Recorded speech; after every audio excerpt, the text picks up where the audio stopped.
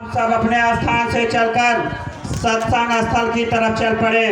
थोड़ी ही देर में सत्संग प्रारंभ होने जा रहा है। सत्संग का समय धीरे धीरे नजदीक आता जा रहा है, इसलिए जितने भी प्रेमी भाई बहन आप सब इस आवाज को सुन रहे हो, आप सब अपने स्थान से चलकर सत्संग स्थल की तरफ चल पड़े। थोड़ी ही देर में सत्संग प्रारंभ होने जा रहा है। आप लोगों के बीच में जय गुरुदेव धर्म प्रचार संस्था के महामंत्री माननीय बाबूराम जी इस समय मंचासीन होने जा रहे हैं। थोड़ी ही देर में इनका सत्संग संदेश होगा और उसके बाद मथुरा के परम संत बाबा जय गुरुदेव जी महाराज के उत्तराधिकारी पूज्य महाराज जी का सत्संग होगा। इसलिए आप सभी प्रेमी भाई बहन अपने स्थान से चलकर सत्संग स्थल की तरफ चल पड़े। सत्संग प्रारंभ होने जा रहा है।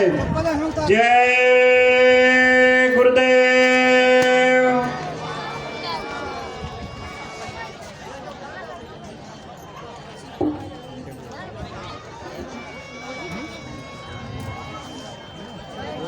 जय गुरुदेव। जय गुरुदेव। जय गुरुदेव नाम किसका, प्रभु का पावन नाम, प्रभु का जागृत नाम।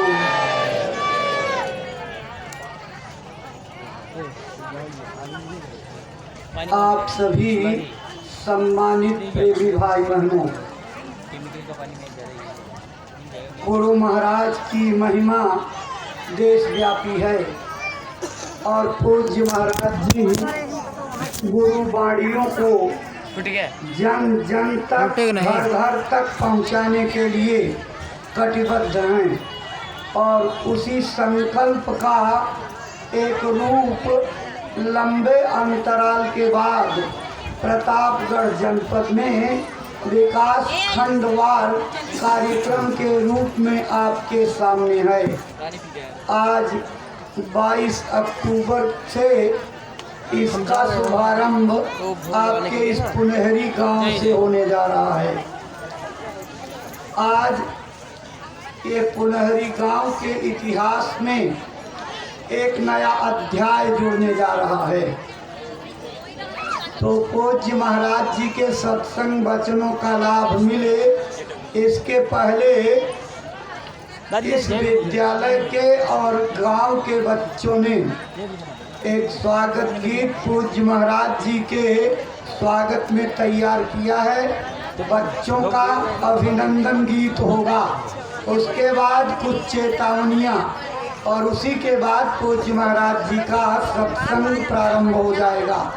तो आप तब तक इस पुनहरी गांव और इंटर कॉलेज के बच्चों के इस स्वागत गीत को आप बैठ करके दत्तचित्त होकर के सुनिए। आ जाओ।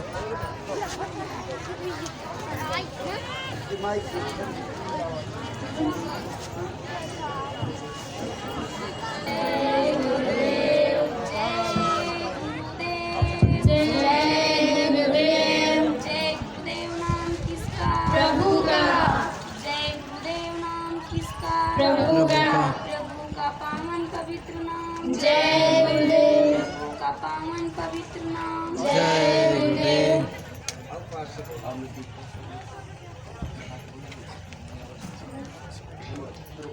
आपके आगमन से हुए धन्य हम, आपके आगमन से हुए धन्य हम।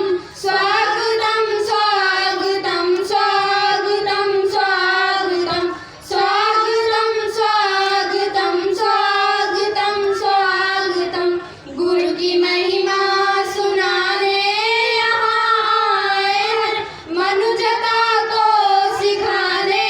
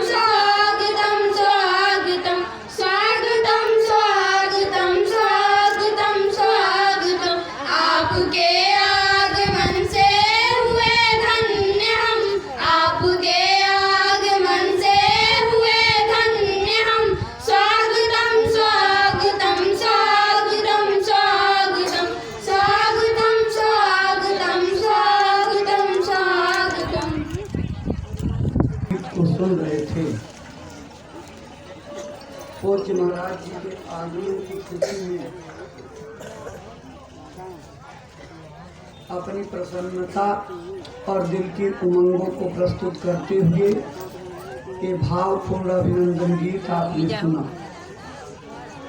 इसके बाद आपके इस मनुष्य शरीर के मिलने के उद्देश्यों और मानव जीवन के कर्तव्यों से जुड़ी हुई एक चेतावनी आपके सामने प्रस्तुत हो रही है। आज तक इस चेतावनी को सुनिए। जय गुरुदेव।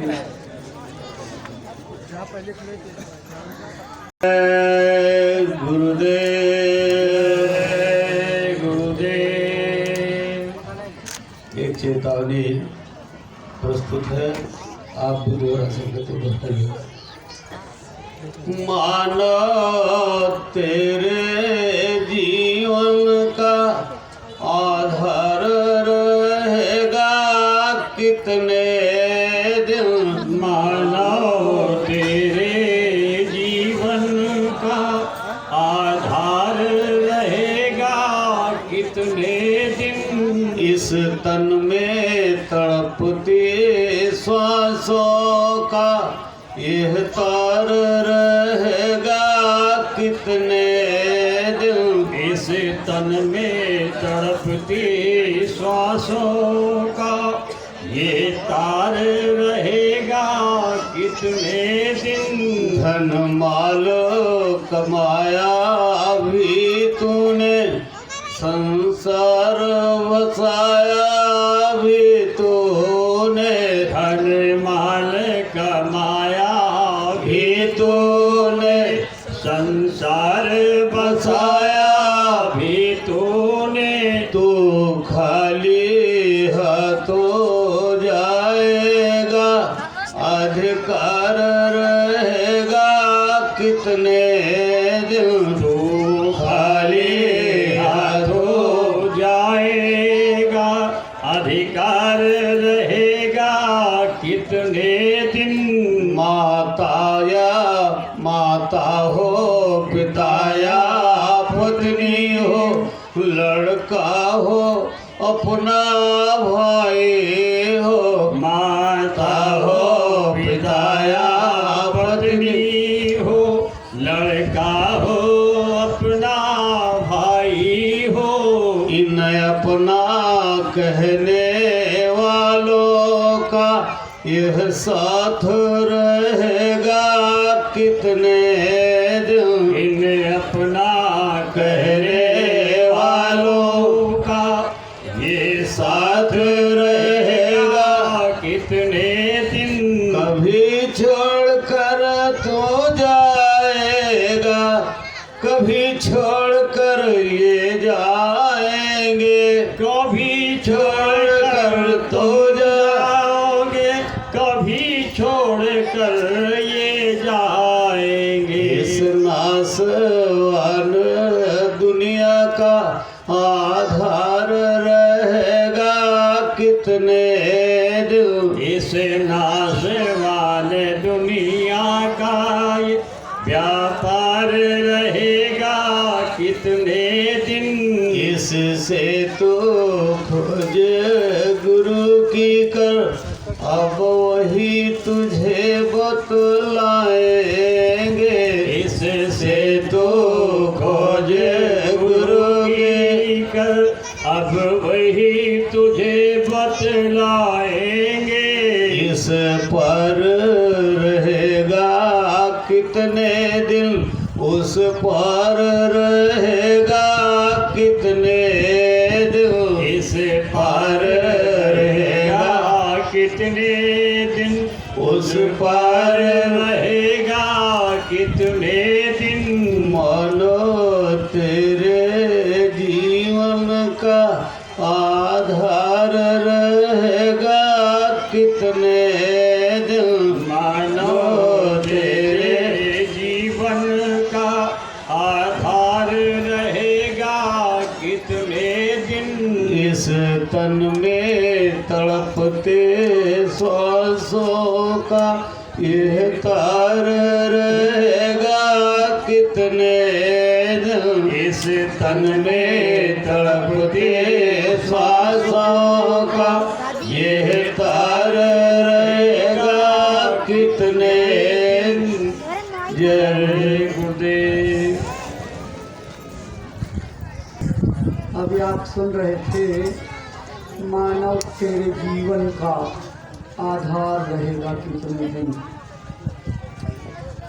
देवी भाई बहनों, वास्तव में ये पराया संसार है। इस पराये संसार में रह करके हम इसको अपना बनाने की कोशिश करेंगे।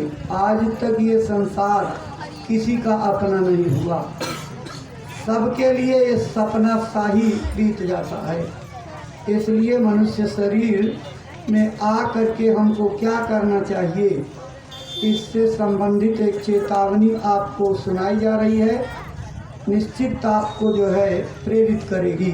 आप सुनिए इस चेतावनी को। जय गुरुदेव। जय गुरुदेव। जय गुरुदेव। जय गुरुदेव। जय गुरुदेव। जय गुरुदेव। नाम किसका? प्रभु का। प्रभु का पावन नाम। जय गुरुदेव। जय गुरुदेव। जय गुरुदेव। छोड़ कर संसार जब तू जाएगा,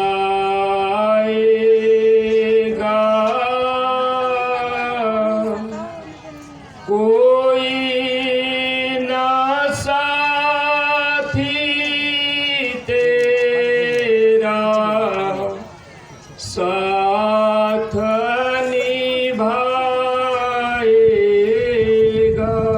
छोड़ कर संसार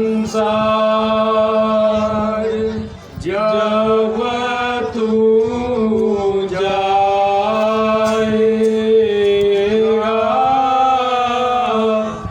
कोई ना साथी तेरा साथ निभाएगा। गर प्रभु का भजन किया ना,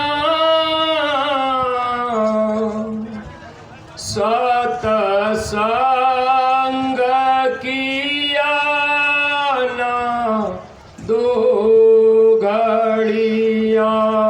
गर प्रभु का भजन किया ना, सतसंग किया ना दो घड़िया। यमदूत लगा कर तुझको ले जाएंगे हथकड़िया। यमदूत लगा कर तुझको ले जाएंगे हथकड़िया। कौन छुड़वाएगा,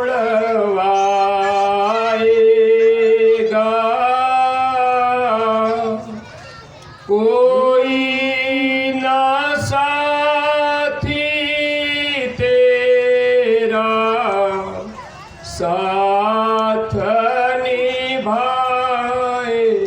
छोड़ कर संसार जब तू जाएगा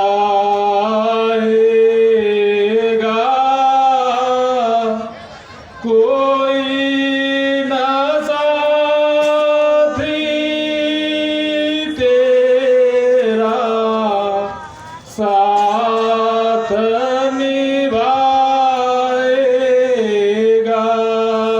इस पेट भरन के खातिर तू पाप कमाता निस दिन। इस पेट भरन के खातिर तू पाप कमाता निस दिन। शमशान में लकड़ी रख कर तेरे आग लगेगी एक दिन। शमशान में लकड़ी रख कर तेरे आग लगेगी एक दिन। खाक हो जाएगा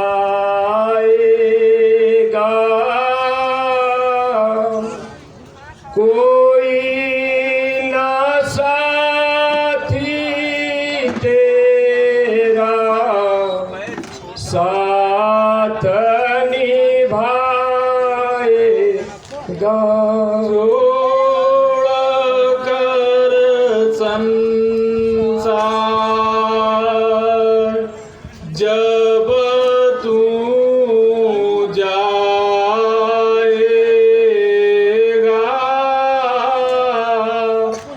कोई न साथी तेरा साथ निभाएगा। क्या कहता मेरा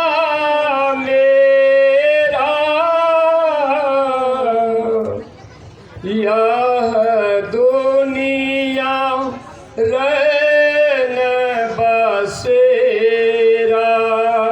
क्या कहता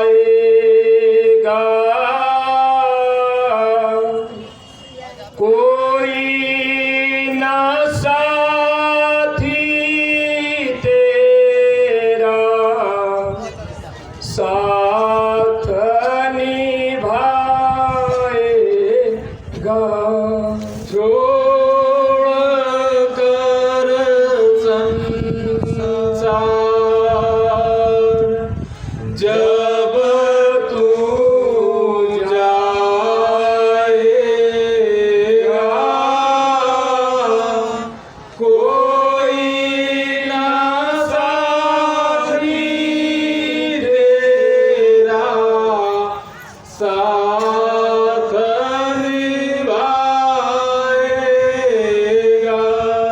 सतसंग की बहती गंगा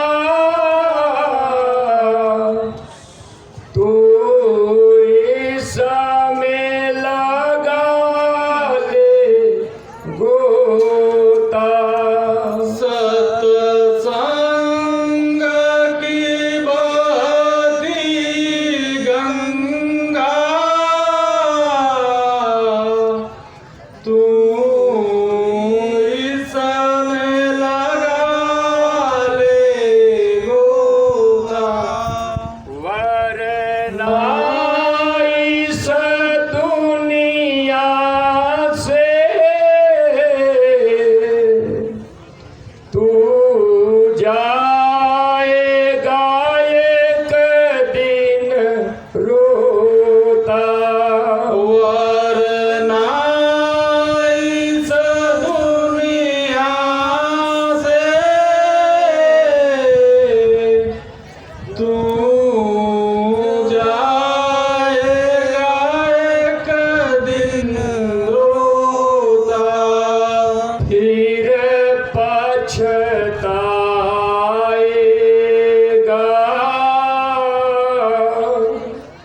कोई ना साथी तेरा साथ निभाएगा। छोड़ कर संसार जब तू जाएगा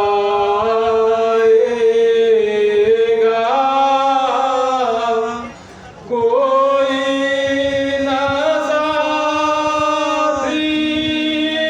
तेरा साथ निभाएगा। गुरुदेव चरण में निस दिन तू प्रीत लगा ले वंदे। गुरुदेव चरण में निस दिन तू प्रीत लगा ले वंदे। भगवान चरण में निस दिन तू प्रीत लगा ले वंदे। भगवान चरण में निस दिन तू प्रीत लगा ले वंदे। कट जाएंगे सब तेरे यह जन्म मरण के फंदे। कट जाएंगे सब तेरे यह जन्म मरण के फंदे। पार हो जाएगा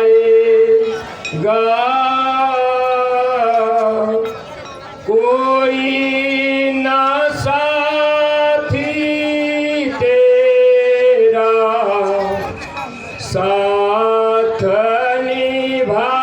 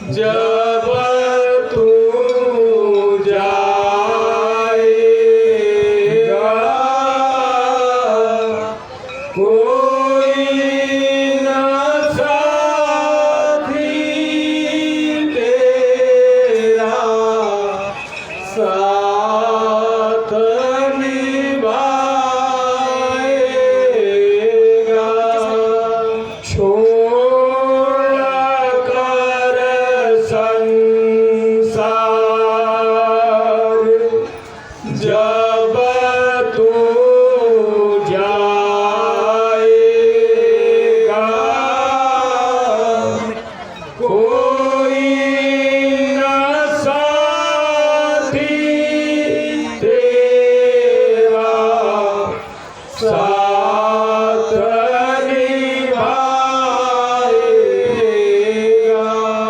जय गुरुदेव, जय गुरुदेव। विश्वविख्यात परम संत बाबा जय गुरुदेव जी महाराज के उत्तराधिकारी और जय गुरुदेव धर्म प्रचारक संस्था के राष्ट्रीय अध्यक्ष पूज्य पंकज जी महाराज का आगमन मंच पर होने जा रहा है। आप सब लोग अपने स्थानों पर खड़े रहिए। जब पूज्य महाराज जी मंच पर विराजमान हो जाएंगे तो आप उनको प्रणाम करेंगे, अभिनंदन करेंगे। जब आपको संकेत करेंगे तब आप जो है अपने स्थानों पर बैठ जाएंगे। और आज आपको अपने जीवन का अनमोल सत्संग सुनने को मिलेगा। गुरु महाराज की दया कृपा से आज जीवन का अनमोल धन, नाम धन आपको प्राप्त होगा। जय गुरु।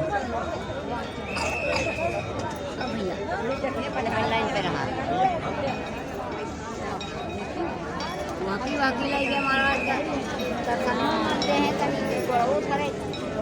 जय गुरुदेव जी, जय गुरुदेव।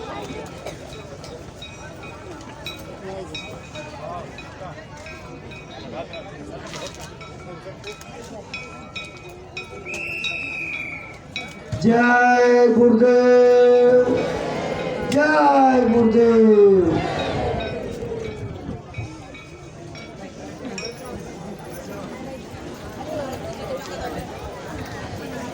अपने गुरु महाराज के श्री चरणों में श्रद्धा सुमन अर्पित करके दया कृपा की याचना करते पूज्य महाराज जी।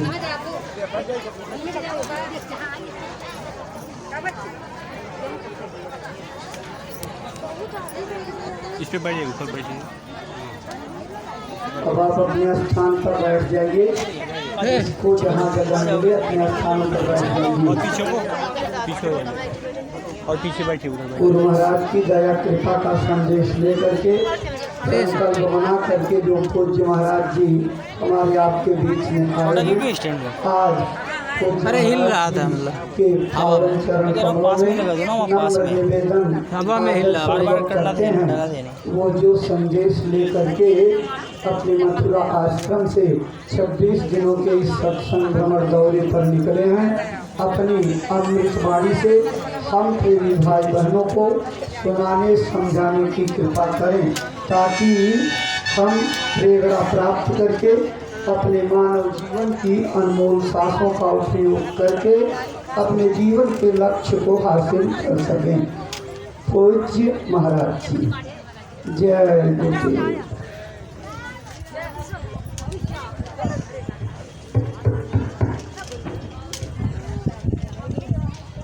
आप सभी लोग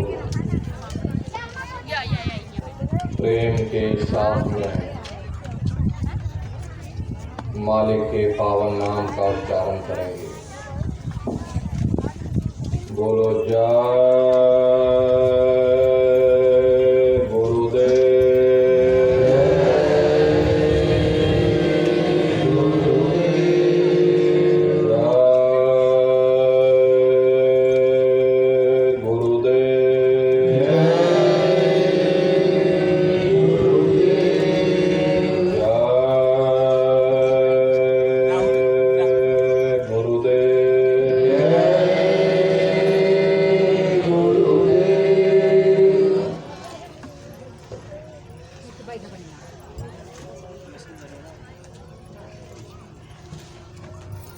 सर्वत्र विराजमान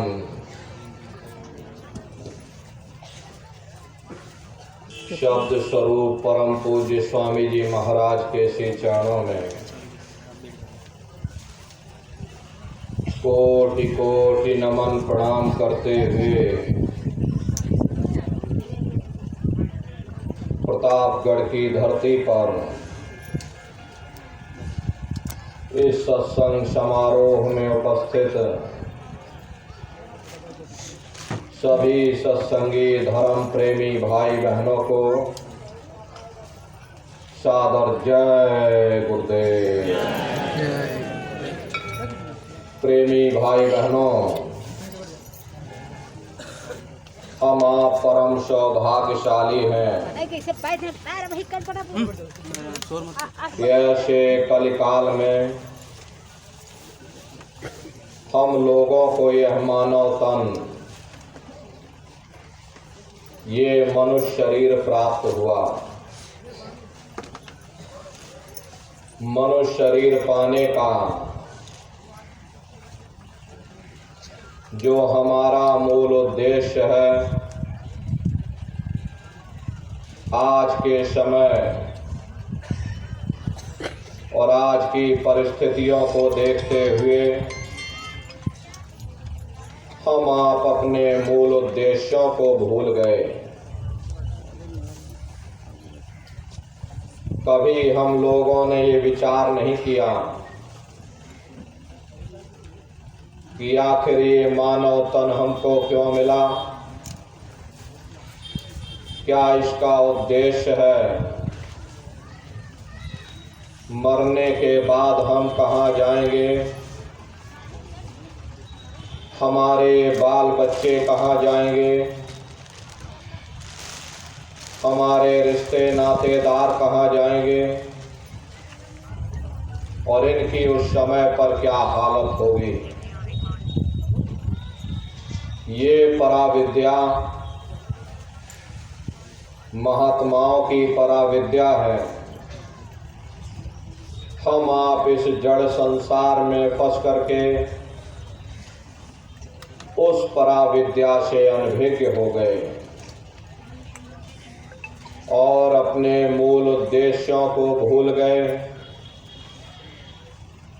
अपने वादे को हम आप भूल बैठे। वो वादा जो हमने आपने माँ के गर्भ में किया था, जब माँ के गर्भ में हम आप उल्टे लटके हुए थे, उस समय परमात्मा से वादा किया कि हे परमात्मा, इस बार हमको मानव तन दे दो, हम भजन करेंगे, भक्ति करेंगे, हम अपनी जीवात्मा का कल्याण करेंगे। लेकिन मानव तन मिलने के बाद में ना आपने भजन किया ना भक्ति की, बस माया की छाया में फंस करके इस मिथ्या जगत को अपना मान करके हम आप इसी में गोता खा रहे। हरे नर नारियों, इस दुनिया में हित मित भाई बंधु, रिश्ते नातेदार, कुटुंब परिवार वाले, इनमें से कोई भी चीज तुम्हारी इस जीवात्मा को इस अधोगति से बचा नहीं सकती। हम कौन हैं, हम कहाँ से आए हैं और हमें जाना कहाँ है, यह मानव मात्र के लिए एक जटिल प्रश्न बना हुआ है। इस प्रश्न का हल तब तक नहीं होगा जब तक इस धरा भूमि पर कोई संत महात्मा फकीर ना मिल जाए। इसीलिए वह मालिक अति दया और कृपा करके संतों और महात्माओं को इस धराधाम पर भेजते हैं। संत महात्मा फकीर यहाँ पर आकर के हम जीवों को समझाने का प्रयास करते कि भाई वो परमात्मा है, वो आपको मिलेगा, जीते जी मिलेगा, इसी मनुष्य शरीर में मिलेगा। इसी मनुष्य शरीर के अंदर जा करके परमात्मा से मिलने का वह एकमात्र दरवाजा है और उस दरवाजे का भेद केवल संतों महात्माओं को ही प्राप्त है। ये दुनिया के लोग, दुनिया की आवाम जनमानस भौतिकता के ज्ञान को पढ़ करके अहंकार में डूबे रहते हैं कि हमसे बड़ा कोई ज्ञानी नहीं। लेकिन उन बेचारों को नहीं मालूम कि जहां दुनिया का ज्ञान समाप्त होता है, उसी के सिर की चोटी से ये आध्यात्मवाद, आत्मा और परमात्मा का ये गूढ़ ज्ञान, रहस्य विज्ञान प्रारंभ होता। उस विज्ञान को पाने के लिए सबसे पहले यह जरूरी है कि पहले आप मानवतावादी बने, मानव धर्म और मानव कर्म को अपनाएं। अरे मानव धर्म क्या है कि इंसान इंसान के काम आवे, एक दूसरे की निस्वार्थ भाव से सेवा करे, सत्य, दया, अहिंसा, परोपकार आदि गुणों को अपने जीवन में उतार करके और किसी संत महात्मा की खोज करके उनके बताए हुए रास्तों पर चल करके उस मालिक की भक्ति करके अपनी जीवात्मा का कल्याण करा ले, यही इंसान का सबसे बड़ा मानव धर्म है। लेकिन आज इस कलिकाल में ये दुनिया की आवाम जनमानस इंद्रियों के भोग और वासनाओं में, शराबों और कबाबों में, मांस और मदिरा में सुख ढूंढने की कोशिश कर रही। ये चरित्र पतन जैसे कार्यों को अपना करके ये आवाम जनमानस कैसे सुखी हो सकती। पहले अपने चरित्र जैसे धन को इकट्ठा करो, क्योंकि चरित्र ही सब कुछ है। चरित्र ही मानव धर्म की पूंजी है। ये दुनिया भर के रगड़े और झगड़े, पिता पुत्र में लड़ाई, आदमी औरत में लड़ाई, घर परिवार में लड़ाई, समाज में लड़ाई, जातियों में लड़ाई, मुल्क में लड़ाई, हरे नर नारियों, ये इंसानों का काम नहीं, ये हैवानों का काम है। इसलिए पहले आप इंसान बनो, चरित्रवान बनो, महात्माओं के समीप आओ, वे जो दया का प्रसाद दें उसे खुशी खुशी लेकर के अपने निज घर को जाओ, जहां न फिर जन्मना है और ना ही फिर मरना। इसीलिए हमारे गुरु महाराज परम संत बाबा जय गुरुदेव जी महाराज ने आवाम जनमानस के बीच में ये आवाज लगाई है कि इंसानों, तुम अपने दीन ईमान पर वापस आ जाओ और इस जिस्मानी मंदिर में बैठ करके खुदा की सच्ची इबादत करो, भगवान का सच्चा भजन करो, जिससे तुम्हारी ये जीवात्मा नरकों में जाने से बच जाए। अरे हम माने न माने, लेकिन संत महात्मा त्रिकालदर्शी होते हैं, वे सब कुछ जानते हैं।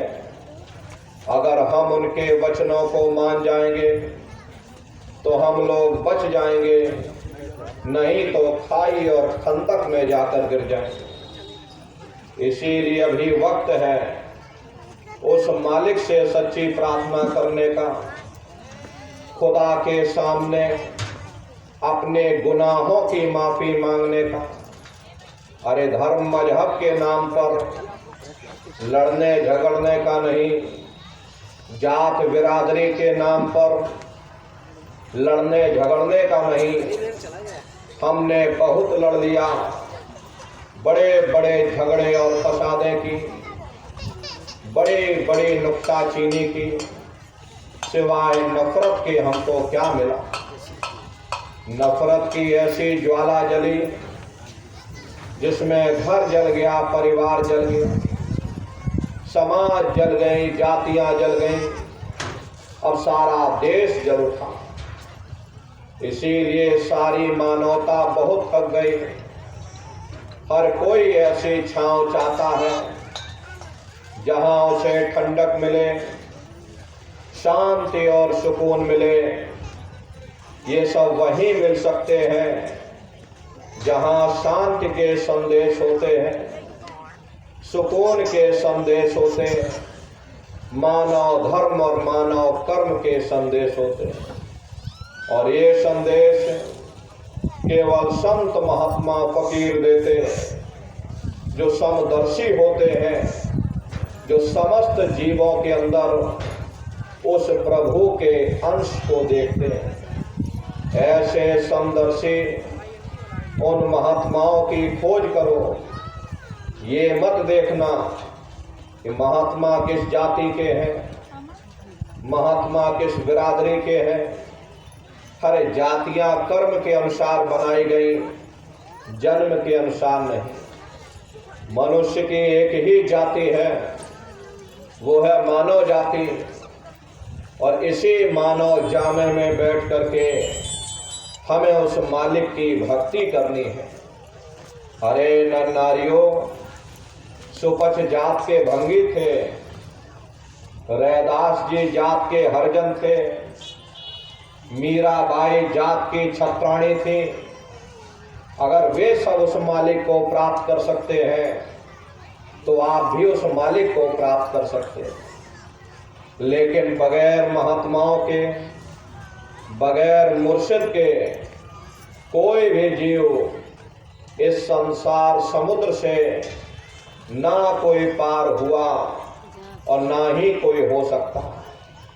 ये समुद्र ऐसा है जिसके ना इस किनारे का पता, न उस किनारे का पता। कोई नहीं जान सकता ये दुनिया कब बनी, कितनी बार प्रलय और महाप्रलय हो गए। लेकिन इतना जरूर मालूम है कि जिस दिन से दुनिया बनी है, हम आप यहीं पर भटका खा रहे हैं। अगर इधर से हवा चली, हमारी नैया उधर चली गई, और अगर उधर से हवा चली तो नैया हमारी डगमगाती हुई इधर चली गई।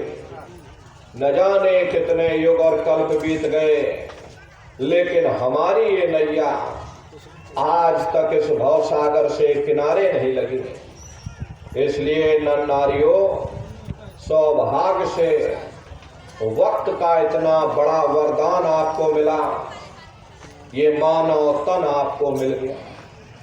न जाने किस महात्मा की दया हो गई, न जाने कौन से जन्म जन्मांतरों के शुभ पुण्य कर्मोदय हो गए कि आपको यह मानव तन मिल गया। हर अब की बार मौका मिल गया है।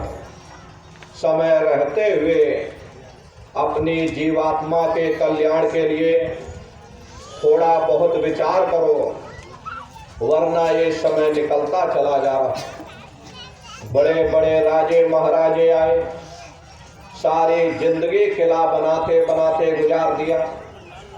अरे आज उनके किलों को जाकर देखो, आज खंडहर बने पड़े हुए हैं। विश्व विजेता सिकंदर भी सारी दुनिया पर राज करने का ख्वाब देखता था, वो भी मुट्ठी खोल करके चला गया। कोई क्या साथ लेकर जाएगा? जो चीज तुम्हारे साथ में जाने वाली वह केवल परमात्मा की भक्ति है। सुरत शब्द नाम की कमाई है। सुरत शब्द नाम की कमाई करना, सब जतन दूर अब धरना, कोई दूसरा उपाय करने की जरूरत नहीं। इस कलयुग में केवल एक ही उपाय करो, अपनी सुरत को शब्द के साथ जोड़ दो। क्योंकि शब्द को पकड़कर ये जीवात्मा ऊपर से नीचे आई है, शब्द को ही पकड़ करके ये जीवात्मा नीचे से ऊपर जाएंगे। प्रेमी भाई बहनों, हम लोग ऊपर से नीचे कैसे आ गए, कैसे आकर संसार में फंस गए, जरा संक्षिप्त में आप लोग समझ लीजिए। पहले यहाँ कुछ नहीं था, पहले ना हम थे ना आप थे, न ये जमीन थी ना आसमान था, न देवी थे न देवता थे, न ब्रह्मा विष्णु महादेव थे, न ईश्वर थे न ब्रह्म थे न पार ब्रह्म थे। पहले कुछ नहीं था। तो पहले कौन था? आपकी धर्म पुस्तकों में लिखा है कि एक अनीय अनामा अविसच्चिदानंद प्रभु धामा। वो एक अनीय अनामी महाप्रभु अपने अनामी धाम में अखंड राज किया करते थे।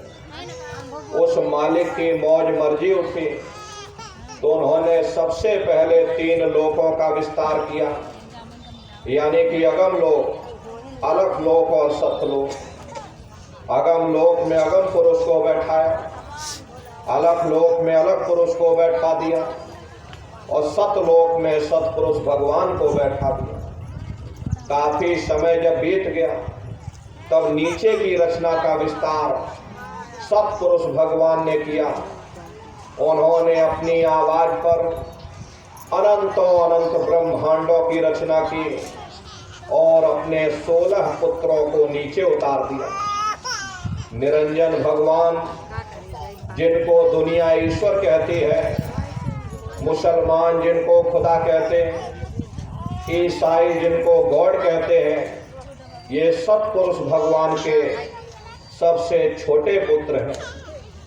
इन 16 पुत्रों ने नीचे आकर घनघोर तपस्या की और अपने पिता को प्रसन्न करके, यानी कि सतपुरुष भगवान को प्रसन्न करके उन्हीं के जैसा राज मांग लिया। राज चेतन पर किया जाता है, जड़ पर नहीं किया जाता। इसीलिए इनको जीवात्माओं का छोटा सा भंडार दे दिया गया। जब जीवात्माएं ऊपर से नीचे उतारी जाने लगी, जब हमको आपको ऊपर से नीचे उतारा जाने लगा तो हम लोग घबराने लगे। उस समय सतपुरुष भगवान ने आदेश दिया कि तुम जाओ, जाकर नीचे आराम से रहो और जब समय पूरा होगा तब तुम वापस अपने देश चले आना। सतपुरुष के आदेश पर ये रूहें, ये जीवात्माएं, यानी कि हम और आप नीचे आने को तैयार हो गए। सबसे पहले 4 प्रकार के कपड़े, कारण कपड़ा, सूक्ष्म कपड़ा, लिंग कपड़ा और स्थूल कपड़ा, ये 4 प्रकार के कपड़े जीवात्माओं के ऊपर डाले गए और शब्द को पकड़ा करके मंडल बाई मंडल जीवात्माओं को नीचे उतारते चले गए। और इसी मृत लोक में, इसी स्थूल शरीर में, दोनों आंखों के मध्य भाग में जीवात्मा को यहाँ बैठा दिया। प्रेमी भाई बहनों, जब जीवात्माएं यहाँ मृत लोक में आ गई, उस समय पर सतयुग का समय था। सतयुग योगी सब विज्ञानी करे हर ध्यान तरे भव प्राणी। उस समय सब ज्ञानी और विज्ञानी थे, सबकी आंख कान खुले हुए थे, रोज मालिक का दर्शन करते थे, रोज आते और रोज जाते। और जब समय पूरा हो जाता, ये जीवात्माएं अपने देश वापस लौट जाती, फिर कभी लौट करके यहाँ मृत लोक में नहीं आती। ऐसे न जाने कितनी जीवात्माएं खेपों की खेपें वापस चली गई। तब निरंजन भगवान ने विचार किया कि हमने इतनी मेहनत करके, इतनी तपस्या करके वरदान के रूप में जीवात्माओं का छोटा सा भंडार मांग लिया। अगर ये जीवात्माएं ऐसे ही अपने देश वापस लौट जाएंगे, हम इन पर कोई रोक टोक नहीं लगाएंगे, तो एक दिन मेरा राज्य खाली हो जाएगा। तो उन्होंने बड़ी होशियारी के साथ कर्मों का विधान बना दिया और कर्मों का विधान बना करके जीवात्माओं को यहाँ सुना दिया कि भाई ये पुण्य कर्म है, ये पाप कर्म है, ये शुभ कर्म है, ये अशुभ कर्म है। और जीवात्माओं को कह दिया कि काल रूप में तिन कर घाता, शुभ अशुभ कर्म फल दाता। यानी मैं काल रूप हूँ और शुभ अशुभ कर्मों का मैं फल दूंगा। यानी कर्म करने की स्वतंत्रता हमको आपको दे दी और फल देने का अधिकार इन्होंने अपने हाथों में रख लिया। धीरे धीरे ये जीवात्माएं कर्मों की बेड़ियों में जकड़ती चली गई। जिस नाम की डोरी को पकड़ करके, जिस शब्द को पकड़ करके ये जीवात्माएं मृत लोक में आई थी, वो शब्द की डोरी हाथ से छूट गई। कर्मों के कारण वो डोरी हाथ से छूट गई। तब से लेके आज तक न जाने कितने युग और कल्प बीत गए, हम लोग यहीं पर भटका खा रहे हैं। अगर वो नाम की डोरी हाथ में आ जाए, शब्द की डोरी हाथ में आ जावे, तो शब्द कर्म की रेख फटावे, शब्द शब्द में जाए मिलावे। शब्द वो साबुन है जो तुम्हारे कर्मों की रेख पर मेघ मार देगा, तुम्हारे कर्मों को साफ कर देगा और तुम्हें शब्द दर शब्द, मंजिल दर मंजिल अपने घर वापस पहुंचा देगा। तो प्रेमी भाई बहनों, ये सूरत शब्द नाम का भेद है। ये सबसे पहले कबीर साहब इस धरती पर आए, उन्होंने इस भेद को जाहिर किया। उससे पहले किसी को नहीं मालूम था। हर सतयुग त्रेता द्वापर बीता, काहू न जाने शब्द की रीता। कलयुग में स्वामी दया विचारी और प्रगट करके शब्द पुकारी। सतयुग त्रेता द्वापर बीत गया, लेकिन शब्द के भेद को कोई नहीं जान पाया। वो तो उस मालिक की दया कृपा हो गई और संतों महात्माओं को इस धरती पर भेज दिया। तो सबसे पहले कबीर साहब आए, उन्होंने इस भेद को जाहिर किया। बाद में अन्य महात्मा आए, कबीर साहब के बाद में गुरु नानक साहब आए, दादो दरिया भीखा रविदास, पलटू जगजीवन ईसा मूसा, और उधर राजापुर चित्रकूट धाम से गोस्वामी जी महाराज, इधर मीराबाई, सहजोबाई, राधा स्वामी, बहुत से महात्मा आए जिन्होंने सूरत शब्द के भेद को जाहिर किया। और हमारे गुरु महाराज ने इसकी परत दर परत खोल करके रख दी। तो प्रेमी भाई बहनों, ये सूरत शब्द नाम की कमाई कैसे आप लोग करोगे, इसके लिए महात्माओं ने 3 क्रियाएं बताई। साधन 3 सार्यन वर्णे, और साधन सब थोथे मान। इस कलयुग में उस मालिक को प्राप्त करने के लिए संतों महात्माओं ने केवल 3 क्रियाएं बताई। पहला है सुमरन, दूसरा है ध्यान और तीसरा है भजन। सुमरन कहते उस मालिक को याद करना, ध्यान कहते हैं दृष्टि को एकाग्र करना, और भजन कहते हैं कान में उंगली डाल करके उस शब्द को सुनना, उस नाम को सुनना, उस आवाज को सुनना जो मालिक के घर से आवाज आ रही। तो कैसे आप लोग सुमरन करोगे, कैसे आप लोग ध्यान करोगे और कैसे आप लोग भजन करोगे, बैठ करके अच्छी तरह से सुन लीजिएगा।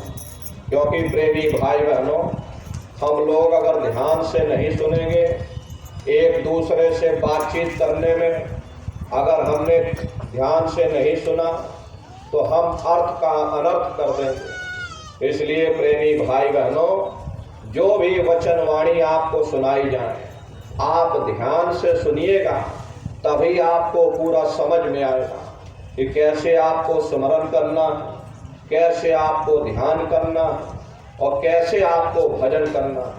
तो प्रेमी भाई बहनों, सबसे पहले सुमरन कैसे किया जाएगा। सुमरन करने के लिए एक माला आप लोग ले लीजिएगा। ये देखो प्रेमी भाई बहनों, 108 दाने की ये माला अपने अपने घरों में बैठ करके अब कैसे आप लोग ध्यान करोगे, अच्छी तरह से समझ लीजिए।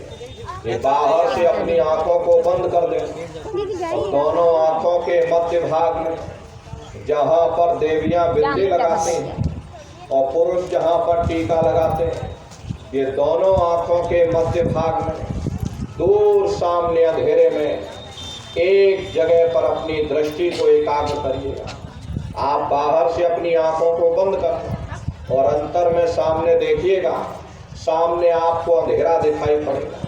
बस उसी अंधेरे में एक जगह पर आप अपनी दृष्टि को एकाग्र कर। होशियारी यही रहे कि आंखों की पुतलियां हिलने न पाए। शुरुआती समय में ये आंखों की पुतलियां हिलेंगी, लेकिन जब आप अभ्यास करोगे, करत करत अभ्यास ते और जड़मत होत सुजान, जब अभ्यास करते रहोगे तो आंखों की पुतलियां हिलना बंद हो जाएंगी। तो दूर सामने अंधेरे में एक जगह अपनी दृष्टि को एकाग्र करिएगा या उस अंधेरे को ही देखते रहना। एक टक हो करके सामने अंधेरे को देखते रहना, दृष्टि अपने आप एकाग्र हो जाएगी। और जैसे ही आपकी दृष्टि उस अंधेरे में एकाग्र होगी तो सुई की नोक के बराबर काले में भी काला बिंदु, बड़ा चमकीला बिंदु होगा, चम चम चम चम चमकेगा, वो आपको अंतर में सामने दिखाई पड़ जाए। जब वो चमकदार बिंदु सामने दिखाई पड़ जाए तब आप अपनी दृष्टि को उस बिंदु पर एकाग्र करिएगा। शुरुआती समय में वो बिंदु आएगा फिर गायब हो जाएगा, फिर आएगा फिर गायब हो जाएगा। तो बहुत से लोग क्या करते हैं कि है बिंदु कहाँ गायब हो गया, तो दाएं बाएं आंखों की पुतलियों को अंदर ही अंदर घुमा करके देखते हैं कि बिंदु कहाँ गायब हो गया। आपको अपने आंखों की पुतलियां नहीं हिलानी, बिंदु गायब होता है हो जाने दें। आपका ध्यान सामने रहेगा, बिंदु फिर आपके सामने आ जाए। जब वो चमकदार बिंदु सामने आ जाए तो फिर अपनी दृष्टि को उस बिंदु पर एकाग्र करिएगा। प्रेमी भाई बहनों, जब आप अपनी दृष्टि बिंदु पर एकाग्र करोगे तो बिंदु के चारों तरफ से बड़ा भारी प्रकाश निकलेगा। चक्र की तरह से बहुरंगी प्रकाश होगा। वो प्रकाश धीरे धीरे धीरे धीरे बड़ा होता चला जाएगा। साधक इतना मोहित हो जाता है कि बिंदु को छोड़ देता और दाएं बाएं प्रकाश को देखने में लग जाता है। जब आप दाएं बाएं प्रकाश को देखने में लग जाओगे, क्योंकि प्रकाश उस बिंदु से निकल रहा और आपने बिंदु को छोड़ दिया, प्रकाश को देखने में लग गए, तो प्रकाश भी गायब हो जाएगा, बिंदु भी गायब हो जाएगा, फिर अंतर में अंधेरा छा जाएगा, फिर आपको उतनी मेहनत करनी पड़ेगी। इसलिए दाएं बाएं बिल्कुल मत देखना। आपका निशाना उस बिंदु पर टिका रहे जिसमें से वो प्रकाश निकल रहा। वही बिंदु दरवाजा है, वही बिंदु खिड़की है। जब एक टक हो करके आप उस दरवाजे को देखते रहोगे, वो दरवाजा धीरे धीरे खुलने लग जाएगा। और उसी को हरि का द्वार कहा गया। वो हरिद्वार है, वो धीरे धीरे खुल जाएगा। अरे बहुत विशाल दरवाजा, ये संसार कुछ नहीं है। ऐसे लाखों लाख संसार एक साथ इकट्ठे करके और दरवाजे के अंदर डाल दिए जाएं, पता तक नहीं चलेगा। इतना विशाल वो हरि का द्वार है। वो दरवाजा खुल जाएगा और आप दरवाजे के अंदर दाखिल हो जाओगे। बहुत बड़ा मैदान दिखाई पड़ेगा। उसी मैदान में जा करके खड़े हो जाओगे तो सबसे पहले आपको अपने सतगुरु के स्वरूप का दर्शन होगा और वो आपकी उंगली को पकड़ करके आगे का सफर तय करेंगे। लेकिन प्रेमी भाई बहनों, सतगुरु के स्वरूप का दर्शन जब होगा जब आप जय गुरुदेव नाम का सुमरन करोगे। अगर आपने सुमरन ना किया, आपने उनको याद ना किया, तो जब आप उनको याद ही नहीं करोगे तो भला वो आपको दर्शन क्यों देंगे। और जब आपको दर्शन नहीं होगा तो आप आगे का सफर तय नहीं कर सकते। इसीलिए सबसे पहले जय गुरुदेव नाम का सुमरन कराया जाता है। जब आप जय गुरुदेव नाम का सुमरन करोगे और फिर जब आप ध्यान पर बैठोगे और जब दरवाजे के अंदर दाखिल हो जाओगे तो सबसे पहले उन्हीं के स्वरूप का दर्शन होगा। वो आपकी उंगली को पकड़ करके आगे का सफर तय करेंगे। तो यह है ध्यान करने का तरीका। एक बार फिर से आप लोग समझ लो कैसे आपको ध्यान करना है। ये बाहर से अपनी आंखों को बंद कर लेना, आंखों पर कोई जोर मत देना। बहुत से प्रेमी भाई बहन अपनी आंखों पर जोर डालते हैं। यदि आप अपनी आंखों पर जोर डालोगे तो आंखों की पुतलियों में दर्द होगा, फिर आप अपनी बाहरी आंखों को खोल दोगे। इसलिए अपनी आंखों पर कोई जोर मत देना। सरल से प्रेमी भाई बहन आसानी से अपनी आंखों को बंद कर लेना। जैसे सोते समय धीरे से अपनी आंख को बंद करते हो, ऐसे धीरे से अपनी आंखों को बंद करना और दोनों आंखों के मध्य भाग में जहाँ पर देवियाँ बिंदी लगाती हैं और पुरुष जहाँ पर टीका लगाते हैं, ये दोनों आंखों के मध्य भाग में अपने ध्यान को जमाने की कोशिश करिएगा। ये काम कोई आप पहली बार नहीं कर रहे। हर इंसान 24 घंटे में एक बार अपने ध्यान को यहाँ एकाग्र करता है। जब तक आपका ध्यान यहाँ पर एकाग्र नहीं होगा, किसी भी इंसान को नींद नहीं आ सकती। जब आप सोने जाते हो उस समय पर आप अनुभव करिएगा, उस समय पर क्या होता। जिस समय आप लेट जाओगे और सोने की अवस्था में जाओगे तो सबसे पहले आपके विचारों का सिमटाव होगा। जब तक आपके विचार दुनिया में फैले रहेंगे आपको नींद नहीं आ सकती। इसीलिए आप कहते हो कि भाई दुनिया की चिंताएं लगी हुई, हमको नींद तक नहीं आती। तो जब तक आपके विचार दुनिया में फैले रहेंगे आपको नींद नहीं आ सकती। तो जब आप सोने जाओगे तो सबसे पहले आपके विचारों का ही सिमटाव होगा। जिस वक्त आपके विचारों का सिमटाव हो जाएगा उसी वक्त आपका ध्यान यहाँ पर एकाग्र हो जाएगा। और जैसे ही आपका ध्यान यहाँ पर एकाग्र हुआ, क्योंकि जीवात्मा का झुकाव नीचे की ओर है, इसीलिए आपका ध्यान यहाँ पर टिक नहीं पाता है और आप नीचे की ओर गिर जाते हो और गहरी निद्रा में सो जाते हो। साधना के समय क्या होता है कि चेतन अवस्था में आप अपने ध्यान को यहाँ एकाग्र करोगे और यहीं से ऊपर की ओर उठ जाओगे। सोने के समय आप अपने ध्यान को यहाँ एकाग्र करोगे, यहाँ से नीचे गिर जाओगे और साधना के समय आप अपने ध्यान को यहाँ एकाग्र करोगे और यहीं से ऊपर की ओर उठ जाओगे। तो प्रेमी भाई बहनों, चेतन अवस्था में कैसे अपने ध्यान को यहाँ एकाग्र करना है वही क्रिया आपको बताई जा रही है।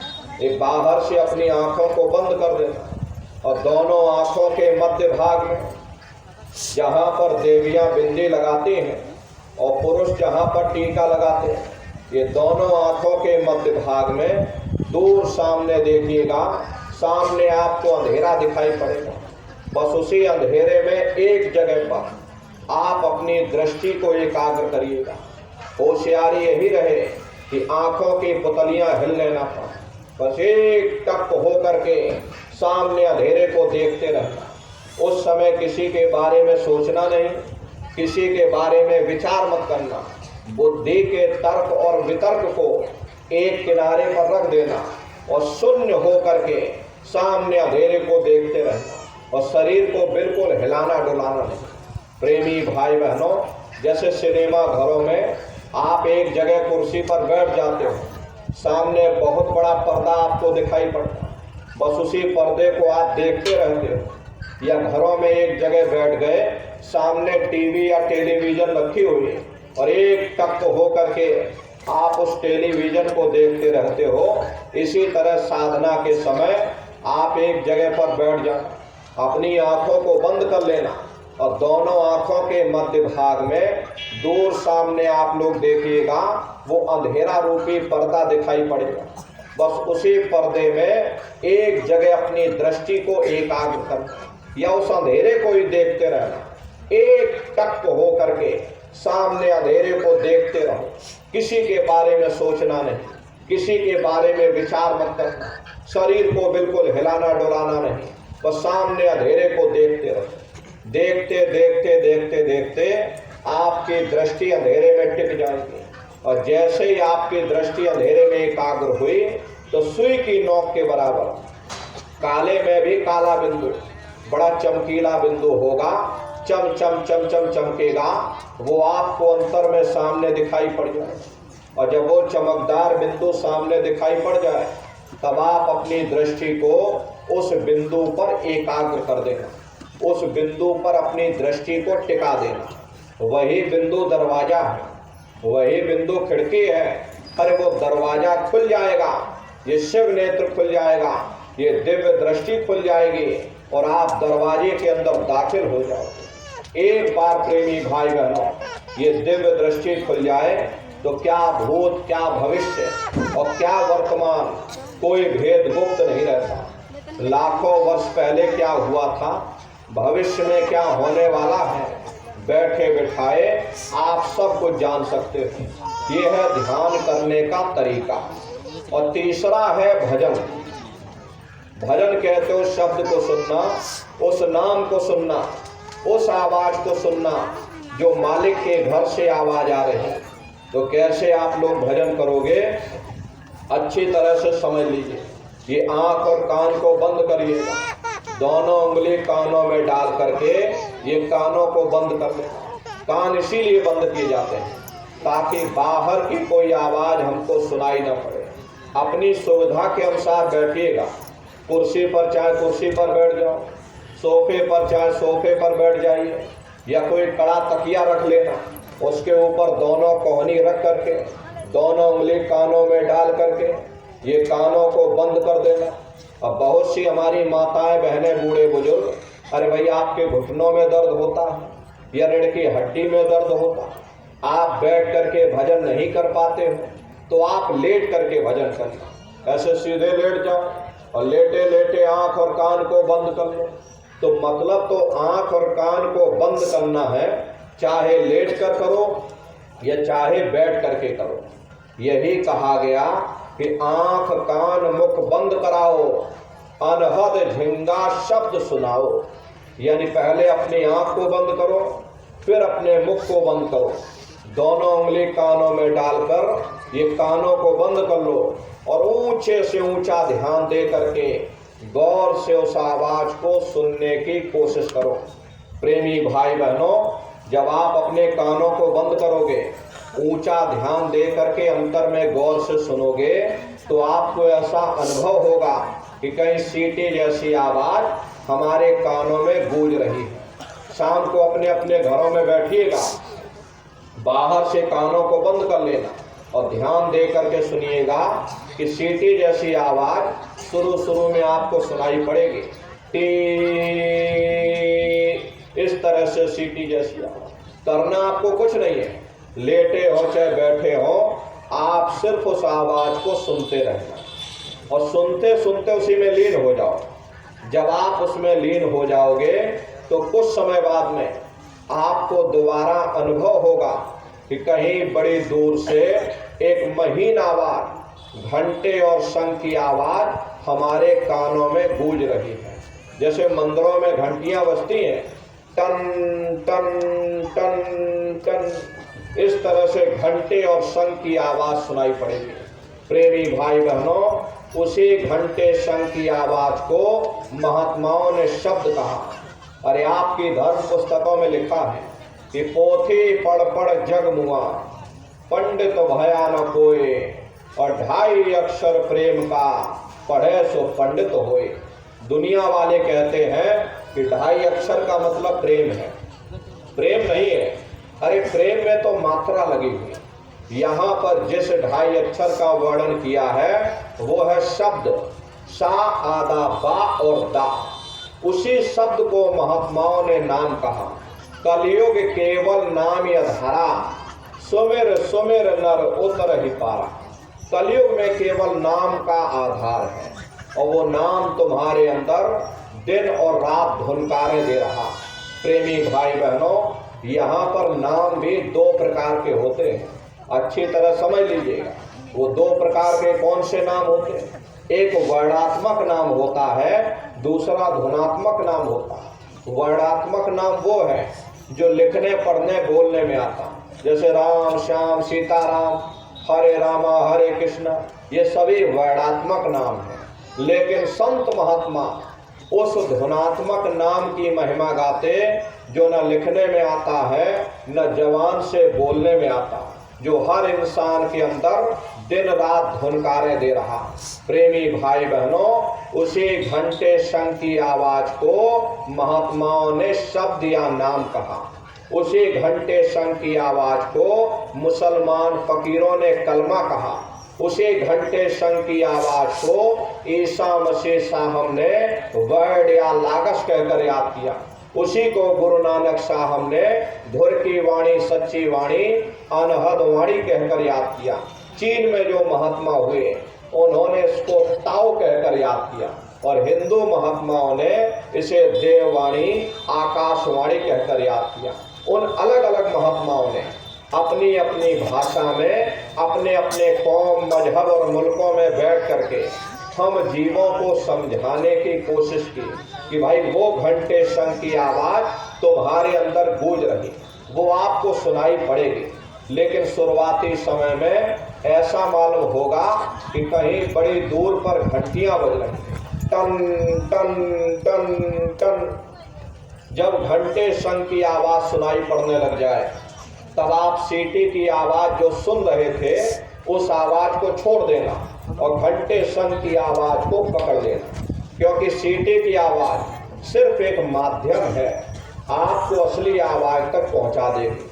और जब आपको असली आवाज मिल जाए, यानी घंटे शंख की आवाज सुनाई पड़ने लग जाए, तो सीटी की आवाज को छोड़ करके और घंटे शंख की आवाज को पकड़ लेना, उसको आप सुनने लग जाना। जब आप उसको सुनने लग जाओगे तो सीटी की आवाज धीरे धीरे बंद हो जाएगी और घंटे शंख की आवाज बढ़ने लगेगी। बढ़ते बढ़ते इस कदर बढ़ेगी कि आपके रोम रोम में घंटे और शंख की आवाज गूंजने लगेगी। बड़ी घनघोर आवाज होती है, बड़ी मधुर वो आवाज होती है। अरे नर नारियों, ये जो दुनिया के संगीत आप सुनते हो, ये संगीत उसके सामने कुछ नहीं है। जब आप उस रूहानी संगीत को सुनोगे, इतना भारी आनंद आपके ऊपर छा जाएगा, इतनी खुशी आपको होगी, ऐसा नशा आपके ऊपर चढ़ जाएगा, इतना आप उस आवाज में खो जाओगे कि आप धीरे धीरे सारी दुनिया को भूल जाओगे। यहाँ तक कि आपको अपने शरीर की भी सुध नहीं रहेगी। उस समय आपके शरीर के लाखों टुकड़े कर दिए जाएं, फिर भी आपको पता तक नहीं चलेगा, इतना आप उस आवाज में खो जाओगे। क्योंकि उस आवाज में कशिश है, वो शब्द चुंबक है, वो आपको अपनी ओर खींचेगा, और जब खिंचाव होगा तो जीवात्मा का फैला हुआ प्रकाश ये 9 द्वारों से सिमटने लगेगा। अब ये 9 द्वार कौन कौन से? देखो प्रेमी भाई बहनों, अच्छी तरह से समझ लो। 9 द्वार कौन कौन से? 2 आंख, 2 कान, 2 नाक के सुराख, 1 मुंह और 2 मलमूत्र का रास्ता, ये शरीर के 9 दरवाजे हैं। सबसे पहला दरवाजा गुदा चक्र आता है। गुदा चक्र में गणेश जी वास करते हैं। गणेश जी यहाँ के मालिक हैं। ये 4 दल का कवल है। यहाँ पर पृथ्वी तत्व पाया जाता है। उसके ऊपर इंद्रिय चक्र आता है। इंद्रिय चक्र में ब्रह्मा जी वास करते हैं। ब्रह्मा जी यहाँ के मालिक हैं। ये 6 दल का कवल है। यहाँ पर जल तत्व पाया जाता है। उसके ऊपर ये नाभि चक्र आता है। नाभि चक्र में विष्णु जी वास करते हैं। विष्णु जी यहाँ के मालिक हैं। ये 8 दल का कवल है। यहाँ पर अग्नि तत्व पाया जाता है। उसके ऊपर ये हृदय चक्र आता है। हृदय चक्र में शिव जी वास करते हैं। ये 12 दल का कवल है। यहाँ वायु तत्व पाया जाता है। हरे वास तो वो ऊपरी मंडलों में करते हैं, लेकिन उनका प्रकाश, उनकी किरणें इन चक्रों पर पड़ती हैं। उसी के ऊपर एक कंठ चक्र आता है। यहाँ पर आद्या महाशक्ति की किरणें पड़ती हैं और ये 16 दल का कवल है। और आप सबसे ऊपर, आपकी जीवात्मा सबसे ऊपर दोनों आंखों के मध्य भाग में बैठी हुई है, जहां देवियां बिंदी लगाती हैं और पुरुष टीका लगाते हैं। ये बिंदी टीका यहाँ इसीलिए लगाया जाता है क्योंकि यहाँ जीवात्मा बैठी है, उसका श्रृंगार किया जाता है और कोई दूसरा कारण यहाँ बिंदी टीका लगाने का नहीं है। लगाने को यहाँ लगाओ, यहाँ लगाओ, लेकिन यहीं पर इसीलिए लगाया जाता क्योंकि यहाँ पर जीवात्मा बैठी हुई है। यहाँ पर बैठ करके जीवात्मा अपने प्रकाश को नीचे के चक्रों में फैलाती है, जिससे आपका शरीर चलता है, आपके पैर चलते हैं, आपके हाथ चलते हैं, शरीर का हर एक अंग चलता है। तो जब आप भजन करोगे और घंटे शंख की आवाज को सुनोगे तो उस आवाज में कशिश है, वो शब्द चुंबक है, वो आपको अपनी ओर खींचेगा और जब खिंचाव होगा तो जीवात्मा का फैला हुआ प्रकाश ये 9 द्वारों से सिमट करके यहाँ 10वें द्वार पर एकाग्र हो जाएगा, जहाँ ये जीवात्मा बैठी हुई। और जैसे ही जीवात्मा का पूरा प्रकाश 9 द्वारों से सिमट कर यहाँ 10वें द्वार पर इकट्ठा हुआ, तुरंत वो शब्द जीवात्मा को खींच करके इस शरीर से अलग कर देगी। फिर आप अपनी आंखों से देखिएगा कि हमारा शरीर ये है और हम ये खड़े। आप अपने इस शरीर से फिर अलग हो जाओगे। प्रेमी भाई बहनों, आप शरीर नहीं हो, आप एक जीवात्मा हो। ये शरीर तो सिर्फ एक माटी का पुतला है। ये शरीर जीवात्मा के रहने का एक पिंजड़ा है, एक मकान है। शरीर से जीवात्मा अलग हो जाए, ये शरीर मिट्टी हो जाता है, इसको जला करके राख कर दिया जाता है। तो इस शरीर के अंदर कोई चैतन्य चीज है तो वह केवल जीवात्मा है। ज्ञान कब होगा? जब आप अपने शरीर से अलग हो जाओगे, उस समय आपको हकीकत का पता चलेगा। नहीं भाई, हम एक आत्मा है, हमारा शरीर एक पिंजड़ा है, एक मकान है जिसके अंदर हम रह रहे हैं। इसका मतलब ये नहीं हुआ कि भाई आप शरीर से अलग हो जाओगे तो आप मर जाओगे, ऐसा नहीं है। प्रेमी भाई बहनों, मौत के समय में और साधना के समय में अंतर होता है। क्या अंतर होता? मौत के समय में ये श्वासें हमारी रुक जाएंगी, नीचे के सारे चक्र टूट जाएंगे, प्राणों की डोरी टूट जाएगी, तब जीवात्मा शरीर से अलग होगी।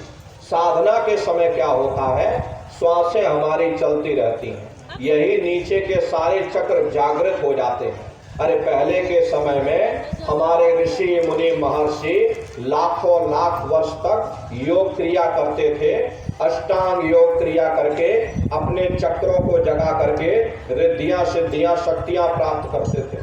तो प्रेमी भाई बहनों, साधना के समय क्या होगा? श्वासें चलती रहेंगी, यही सारे चक्र जागृत हो जाएंगे, वो प्राणों की डोरी बंधी रहेगी। वो डोरी जब तक नहीं टूटेगी जब तक श्वासों के पूजे समाप्त नहीं हो जाते। उससे पहले डोरी नहीं टूटती। जीवात्मा शरीर से अलग हो जाएगी और ब्रह्मांडों की सैर करेगी और घूम करके अपने शरीर में प्रवेश कर जाएगी। जैसे चिड़िया होती है, चिड़िया घोंसले से निकल करके आसमानों की उड़ान भरती है और शाम को फिर अपने घोंसले में चली आती है। ऐसे ही तुम्हारी जीवात्मा इस शरीर रूपी घोंसले से निकल करके और ब्रह्मांडों की सैर करेगी और घूम करके फिर अपने शरीर में प्रवेश कर जाएगी।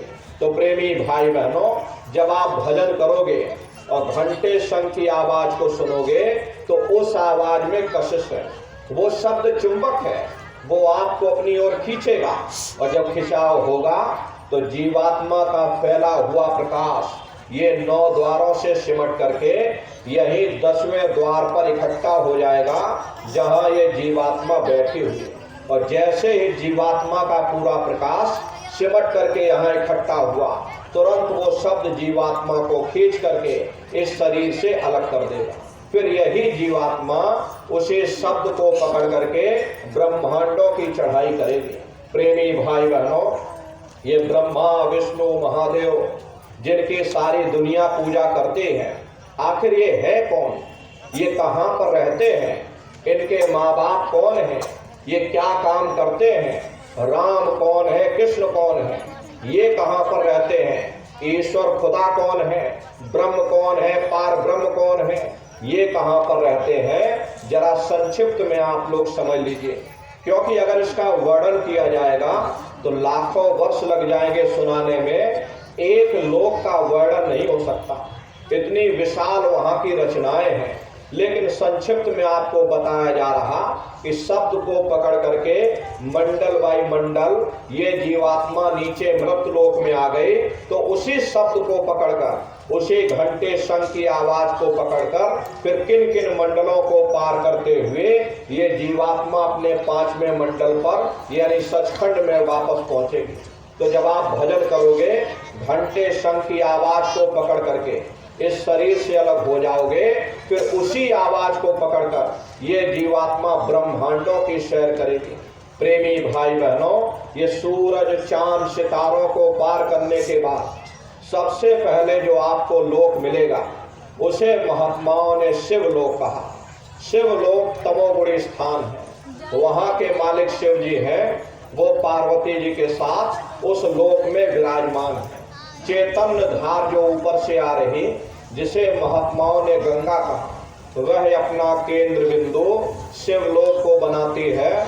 इसीलिए शिव जी की जटा में गंगा दर्शाई जाती है। इस लोक में असंख्यों जीवात्माएं रहती हैं और ये सभी जीवात्माएं शिव स्वरूप में मौजूद होती हैं। जब आप भजन करोगे और घंटे शंख की आवाज को पकड़ करके, सूरज चांद सितारों को लांग करके, और जब आप शिवलोक में पहुंचोगे और शिव जी का प्रत्यक्ष दर्शन करोगे, तो आपका स्वरूप भी शिव के समान यानी कि शिव स्वरूप हो जाएगा। जो शक्तियां शिव जी को प्राप्त होती हैं, वही शक्तियां साधक को भी प्राप्त हो जाती हैं। उन शक्तियों को प्राप्त कर लेने के बाद साधक के मन में बड़ा भारी गुमान पैदा हो जाता, मन में अहंकार पैदा हो जाता। साधक का मन करने लगता है कि किसी को आशीर्वाद दे दिया जाए या किसी को श्राप दे दिया जाए। यदि उस समय पर साधक अपनी शक्तियों का उपयोग कर लेगा, फिर ये साधक ऊपर नहीं चढ़ पाएगा, क्योंकि उसको सीमित शक्तियां मिलती हैं, ऊपर चढ़ने के लिए मिलती हैं। और यदि उन शक्तियों को आशीर्वाद और श्राप देने में खर्च कर देगा, फिर ये साधक ऊपर नहीं चढ़ पाएगा। इसीलिए गुरु साथ में रहते हैं, गुरु साधक की शक्तियों का दुरुपयोग नहीं होने देते। तो शिव जी का दर्शन करने के बाद फिर घंटे शंख की आवाज को पकड़ करके फिर आप ऊपर की ओर चढ़ोगे, तो उसी के ऊपर आपको ब्रह्मा जी का लोक मिलेगा। ब्रह्मा जी का लोक वो रजोगुणी स्थान है, वहाँ के मालिक ब्रह्मा जी हैं। वो गायत्री, सावित्री और सरस्वती के साथ उस लोक में विराजमान है। तो वहाँ पर वेद ध्वनियाँ सदा उस लोक में उच्चारण होती रहती है। और ब्रह्मा जी का दर्शन करने के बाद फिर उसी घंटे शंख की आवाज को पकड़ करके फिर ऊपर की ओर चढ़ोगे। कभी कभी साधक घंटे शंख की आवाज को छोड़ देता। यदि आपने उस आवाज को छोड़ दिया, सेकंड भर आपको नहीं लगेगा, धड़ाम से आप अपने शरीर में फिर प्रवेश कर जाओगे, इन बाहरी आंखों को खोल दोगे। प्रेमी भाई बहनों, इसलिए आवाज को पकड़ करके रखना पड़ता है। तो उसी घंटे शंख की आवाज को पकड़ करके फिर आप ऊपर की ओर चढ़ोगे, तो उसी के ऊपर आपको विष्णु लोक मिलेगा। विष्णु लोक सतोगुणी स्थान है, वहाँ के मालिक विष्णु जी हैं। उनका बड़ा मनमोहक स्वरूप है। उनकी 4 भुजाएं हैं और चारों भुजाओं में शंख, गदा, पद्म और चक्र सुशोभित है। और आप क्षीर सागर में लक्ष्मी जी के साथ विराजमान हैं। ये तीनों देवता ब्रह्मा, विष्णु और महादेव अपने अपने लोक में बैठकर राज कर रहे हैं। एक रचयिता है जो जीवों को रचता है, एक पालनहार है जो जीवों को पालता है, और एक संहार करता है जो जीवों को नष्ट कर देता है। एक का काम है घड़े को बनाना, एक का काम है घड़े की सुरक्षा करना, और एक का काम है घड़े को फोड़ देना। इनकी जो माता है वो आद्या महाशक्ति है। ब्रह्मा, विष्णु, महादेव लोक के ऊपर वो आद्या महाशक्ति का लोक आता है। उसी लोक को पार करने के बाद सबसे पहला खंड पड़ता है, या यूं कह लीजिए कि पहला देश पड़ता है, जिसे महात्माओं ने सहस दल कवल कहा। प्रेमी भाई बहनों, वो पहला देश है। प्रेमी भाई बहनों, वहाँ के जो मालिक हैं वो निरंजन भगवान हैं। ये ब्रह्मा विष्णु महादेव ये निरंजन भगवान के ही पुत्र हैं। प्रेमी भाई बहनों, इनके जो अर्धांगिनी है वो आद्या महाशक्ति है। ब्रह्मा विष्णु महादेव के लोक के ऊपर आद्या महाशक्ति का लोक, और उसी लोक को पार करने के बाद वो सहस्त्रदल कवल पड़ता, वो राजधानी है। ये ब्रह्मा विष्णु महादेव के जो लोक हैं उस राजधानी के अंतर्गत आने वाले जिले हैं। जैसे कि आपके उत्तर प्रदेश की राजधानी लखनऊ है और बाकी सभी जिले हैं, इसी तरह प्रेमी भाई बहनों वो पहला खंड जो पड़ेगा सहस्त्रदल कवल वो राजधानी है। और ब्रह्मा विष्णु महादेव के लोग उस राजधानी के अंतर्गत आने वाले जिले हैं। प्रेमी भाई बहनों, राजधानी के जो मालिक हैं वो निरंजन भगवान है। ये वही निरंजन भगवान है जिन्होंने तपस्या करके वरदान के रूप में सत्पुरुष भगवान से जीवात्माओं का छोटा सा भंडार मांग लिया और कर्मों का कानून बना करके जीवात्माओं को इस संसार में फंसा दिया। ये वही निरंजन भगवान है। इन्हीं को दुनिया ईश्वर कहती है, मुसलमान इन्हीं को खुदा कहते, ईसाई इन्हीं को गॉड कहते। घंटे और शंख की आवाज जो हर इंसान के अंदर गूंज रही है वो आवाज उन्हीं के मुखार बिंद से हो रही। निरंजन भगवान का जो स्वरूप है वो ज्योतिष स्वरूप है। हजार बाती की अखंड ज्योति वहां पर बराबर जल रही। अरे हम आप यहाँ ज्योत जलाते हैं, इस ज्योत में तेल की जरूरत पड़ती है, बाती की जरूरत पड़ती है, लेकिन वो अखंड ज्योति ऐसी है जिसमें न तेल की जरूरत और न बाती की जरूरत। पलटू साहब ने जिक्र किया है कि उल्टा कुआं गगन में तिसमें जरे चिराग, और तिसमें जरे चिराग बिना रोगन बिन बाती, और 6 ऋतु 12 मास जरत रहे दिन राती। सतगुर मिले जो होए ताहि की नजर में आवे, बिन सतगुर नहीं कोई वाह को दर्शावे। वो अखंड ज्योति ऐसी है जिससे पूरा ब्रह्मांड प्रकाशवान हो रहा। न जाने कितने ऋषि मुनि, न जाने कितने पीर पैगंबर औलिया उस ज्योत पर कुर्बान हुए बैठे। प्रेमी भाई बहनों, जितनी भी अवतारी शक्तियां आई, राम आए, राम को वहीं से नीचे उतारा गया, इसीलिए उस देश को अयोध्या नगरी भी कहा जाता। और जितने देवी देवता ब्रह्मा विष्णु महादेव आदि की उत्पत्ति वहीं से हुई। अरे गोस्वामी जी महाराज यही चित्रकूट के बगल में राजापुर गांव पड़ता है। गोस्वामी जी महाराज का जन्म हुआ। जब उन्होंने साधना की तो उन्होंने अपनी धर्म पुस्तक में लिख दिया कि अति विचित्रता लोक अनेका, रचना अधिक एक ते एका। विचित्र विचित्र भांत के वहां लोक बने हुए, एक से बढ़कर एक महल वहां बने, जिनके फर्श पर न जाने कितना सोना चांदी, कितने हीरे और जवाहरात जड़े हुए। अरे नर नारियों, वहां के बाग और बगीचों की सुंदरता देखोगे, एक एक वहां का वृक्ष लाखों लाख जोजन मील की बुलंदी रखता है। एक पेड़ को आप देखोगे लाखों वर्ष आपको लग जाएंगे, लेकिन एक पेड़ की लंबाई पूरी नहीं देख पाओगे। इतनी विशाल वहां की रचना है।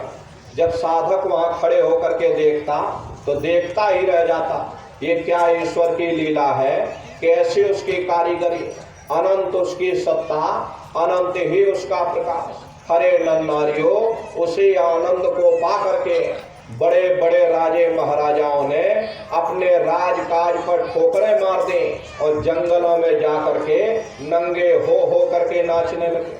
कितना आनंद, कितनी खुशी उन साधकों को चढ़ती होगी, ये वही जान सकता, कोई दूसरा इस चीज को नहीं समझ सकता। तो गुरु की दया और कृपा से ये जीवात्मा यहाँ पहुंची, यहाँ के धनी का दर्शन किया और फिर दूसरे मंडल के शब्द को पकड़ करके ये जीवात्मा दूसरे मंडल की चढ़ाई करती है। आगे पहुंची प्रेमी भाई बहनों, जीवात्मा दूसरे मंडल के शब्द को पकड़ती है और शब्द को पकड़ करके ये जीवात्मा फिर दूसरे मंडल की चढ़ाई। ये घंटे और शंख की आवाज ये आपको पहले स्थान पर पहुंचा देगी, उसके ऊपर वो आवाज नहीं जाएगी। उसके ऊपर जब आप जाओगे तो दूसरे मंडल का दूसरा शब्द नीचे की ओर उतर रहा, उसी शब्द को पकड़कर ये जीवात्मा दूसरे मंडल की चढ़ाई करेगी। श्याम तज श्वेत को गहना, सुरत को तान धुन सुनना, और बंक के द्वार धस बैठो और त्रिकुटी जाय कर लेना। इसी के ऊपर दूसरा देश आता है जिसे महात्माओं ने त्रिकुटी देश कहा। वहाँ के जो मालिक हैं वो ब्रह्म है। वहीं से मन और माया की उत्पत्ति हुई। वहीं से तीन गुण, रजोगुण, तमोगुण, सतोगुण, तीनों गुणों की उत्पत्ति वहीं से हुई। ये जो आपके वेद हैं, वेदों को सारी दुनिया पढ़ती है, हर वेदों की भी उत्पत्ति उसी स्थान से हुई है। प्रेमी भाई बहनों, वहाँ के धनी को प्राण पुरुष भी कहा जाता, क्योंकि प्राणों की भी उत्पत्ति वहीं से हुई है। वहाँ के जो मालिक हैं वो ब्रह्म है। प्रेमी भाई बहनों, ब्रह्म का जो स्वरूप है, महात्माओं ने लिखा है कि त्रिकुटी महल में विद्या सारा, धनहर गरजे बजे नगारा, और लाल वरण सूरज उजियारा। वहाँ पर दो धुनें, बादलों की गर्जन और मृदंग की आवाज, दो धुनें उस लोक में गूंजती रहती। जैसे पहले स्थान पर घंटे और शंख की आवाज गूंजती है, ऐसे दूसरे स्थान पर बादलों की गर्जन और मृदंग की आवाज। पर ये बादलों की गर्जन कुछ नहीं है। अगर वहाँ की गर्जना सुना दी जाए, ये कानों के पर्दे उड़ जाएंगे, इंसान के क्या समस्त जीव समाप्त हो जाएंगे। इतनी भारी वहाँ की गर्जन है। ये बाहर के कान नहीं सुन पाते। जीवात्मा की आंख अलग है, जीवात्मा के कान अलग हैं। जब ये बाहर के आंख और कान को बंद कर लोगे तो ये अंतर की आंख और कान खुल जाएंगे, और वो आंख और वो कान वो देखेगी और सुनेगी। प्रेमी भाई बहनों, तो बादलों की गर्जन और मृदंग वहां पर बजता रहता। मृदंग की आवाज को सुन करके जीवात्मा मस्त होकर के नाचने लगती है। ओम का जाप बराबर वहां होता रहता। और ब्रह्म का जो स्वरूप है, लाल वरण सूरज उजियारा, ब्रह्म का जो स्वरूप है वो सुबह के लाल सूर्य के समान है। अरे ये सूरज कुछ नहीं, ऐसे लाखों लाख सूर्य इकट्ठे करोगे तो वहां का एक सूर्य बनेगा। ब्रह्म का जो स्वरूप है वो सुबह के लाल सूर्य के समान, इसीलिए वहां का पूरा ब्रह्मांड लाल है। जहां तक आपकी निगाह जाएगी ब्रह्म देश में चारों तरफ आपको लाल ही लाल नजर आएगा। हरे प्रेमी भाई बहनों, मीराबाई जब साधना करके वहां पहुंची, तभी मीराबाई ने लिख दिया कि लाली मेरे लाल की जित देखो तलाल, तो लाली देखन में गई और मैं भी हो गई लाल। वो पूरा ब्रह्मांड ही लाल है। जितने साधक वहां पहुंच जाते हैं उन सभी को योगेश्वर कहा जाता है।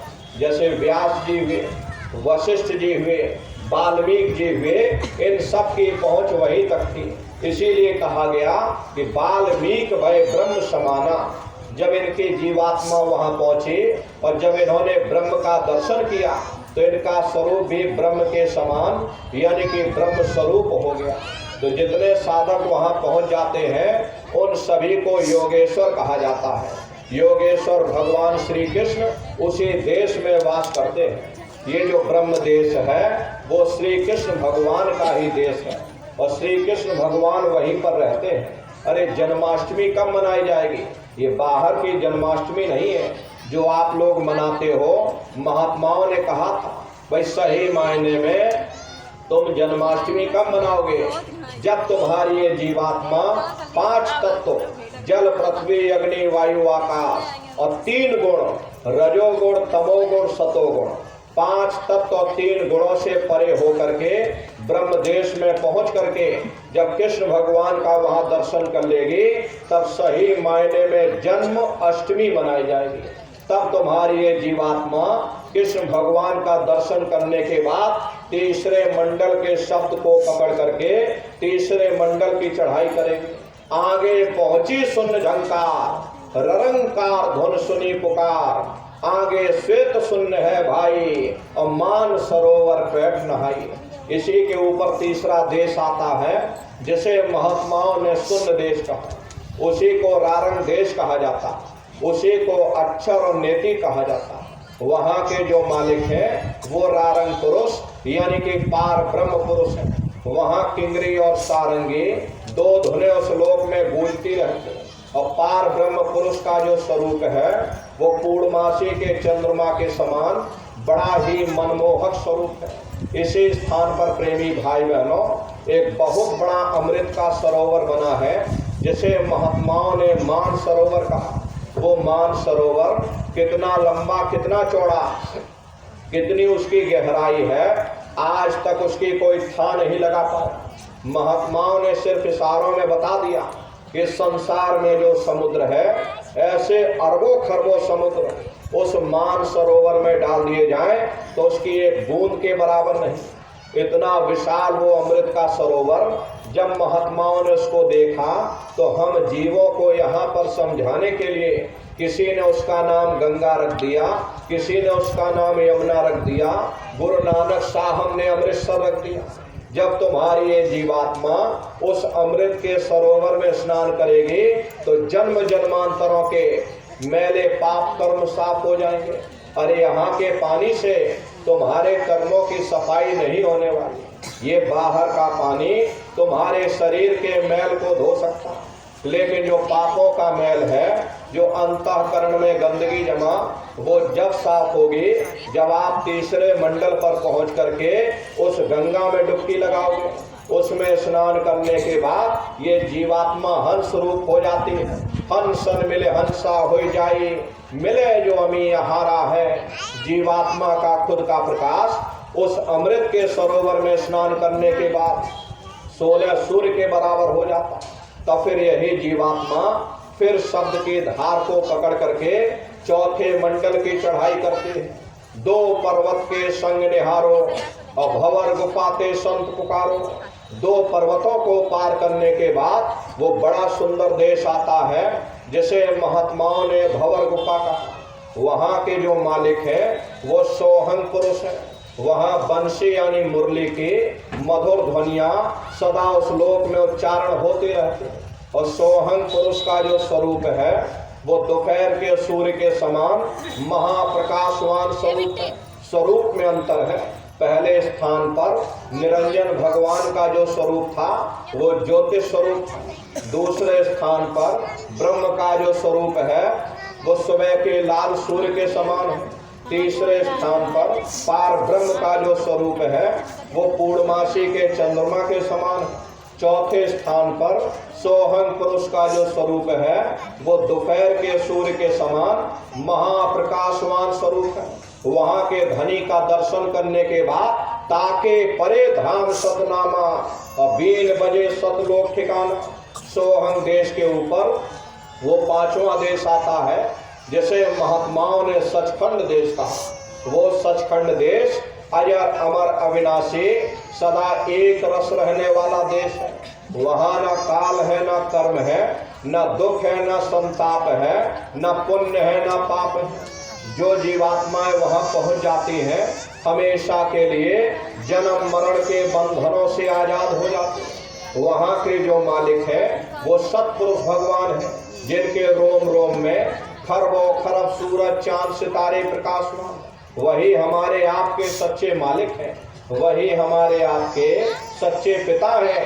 अरे हमको आपको वहीं से नीचे उतारा गया, फिर शब्द को पकड़ करके हम लोगों को अपने घर सचखंड में वापस पहुंचना है। शब्द शब्द पौड़ी पर चढ़कर पहुंचो सचखंड सतनाम। शब्द की सीढ़ी हर मंजिल पर लगा रखी। आपने भजन किया, घंटे शंख की आवाज को पकड़ा तो आप पहले स्थान पर पहुंच जाओगे। वहीं से दूसरे मंडल का शब्द सुनाई पड़ेगा, उसको पकड़ लोगे तो दूसरे मंडल पर चढ़ जाओगे।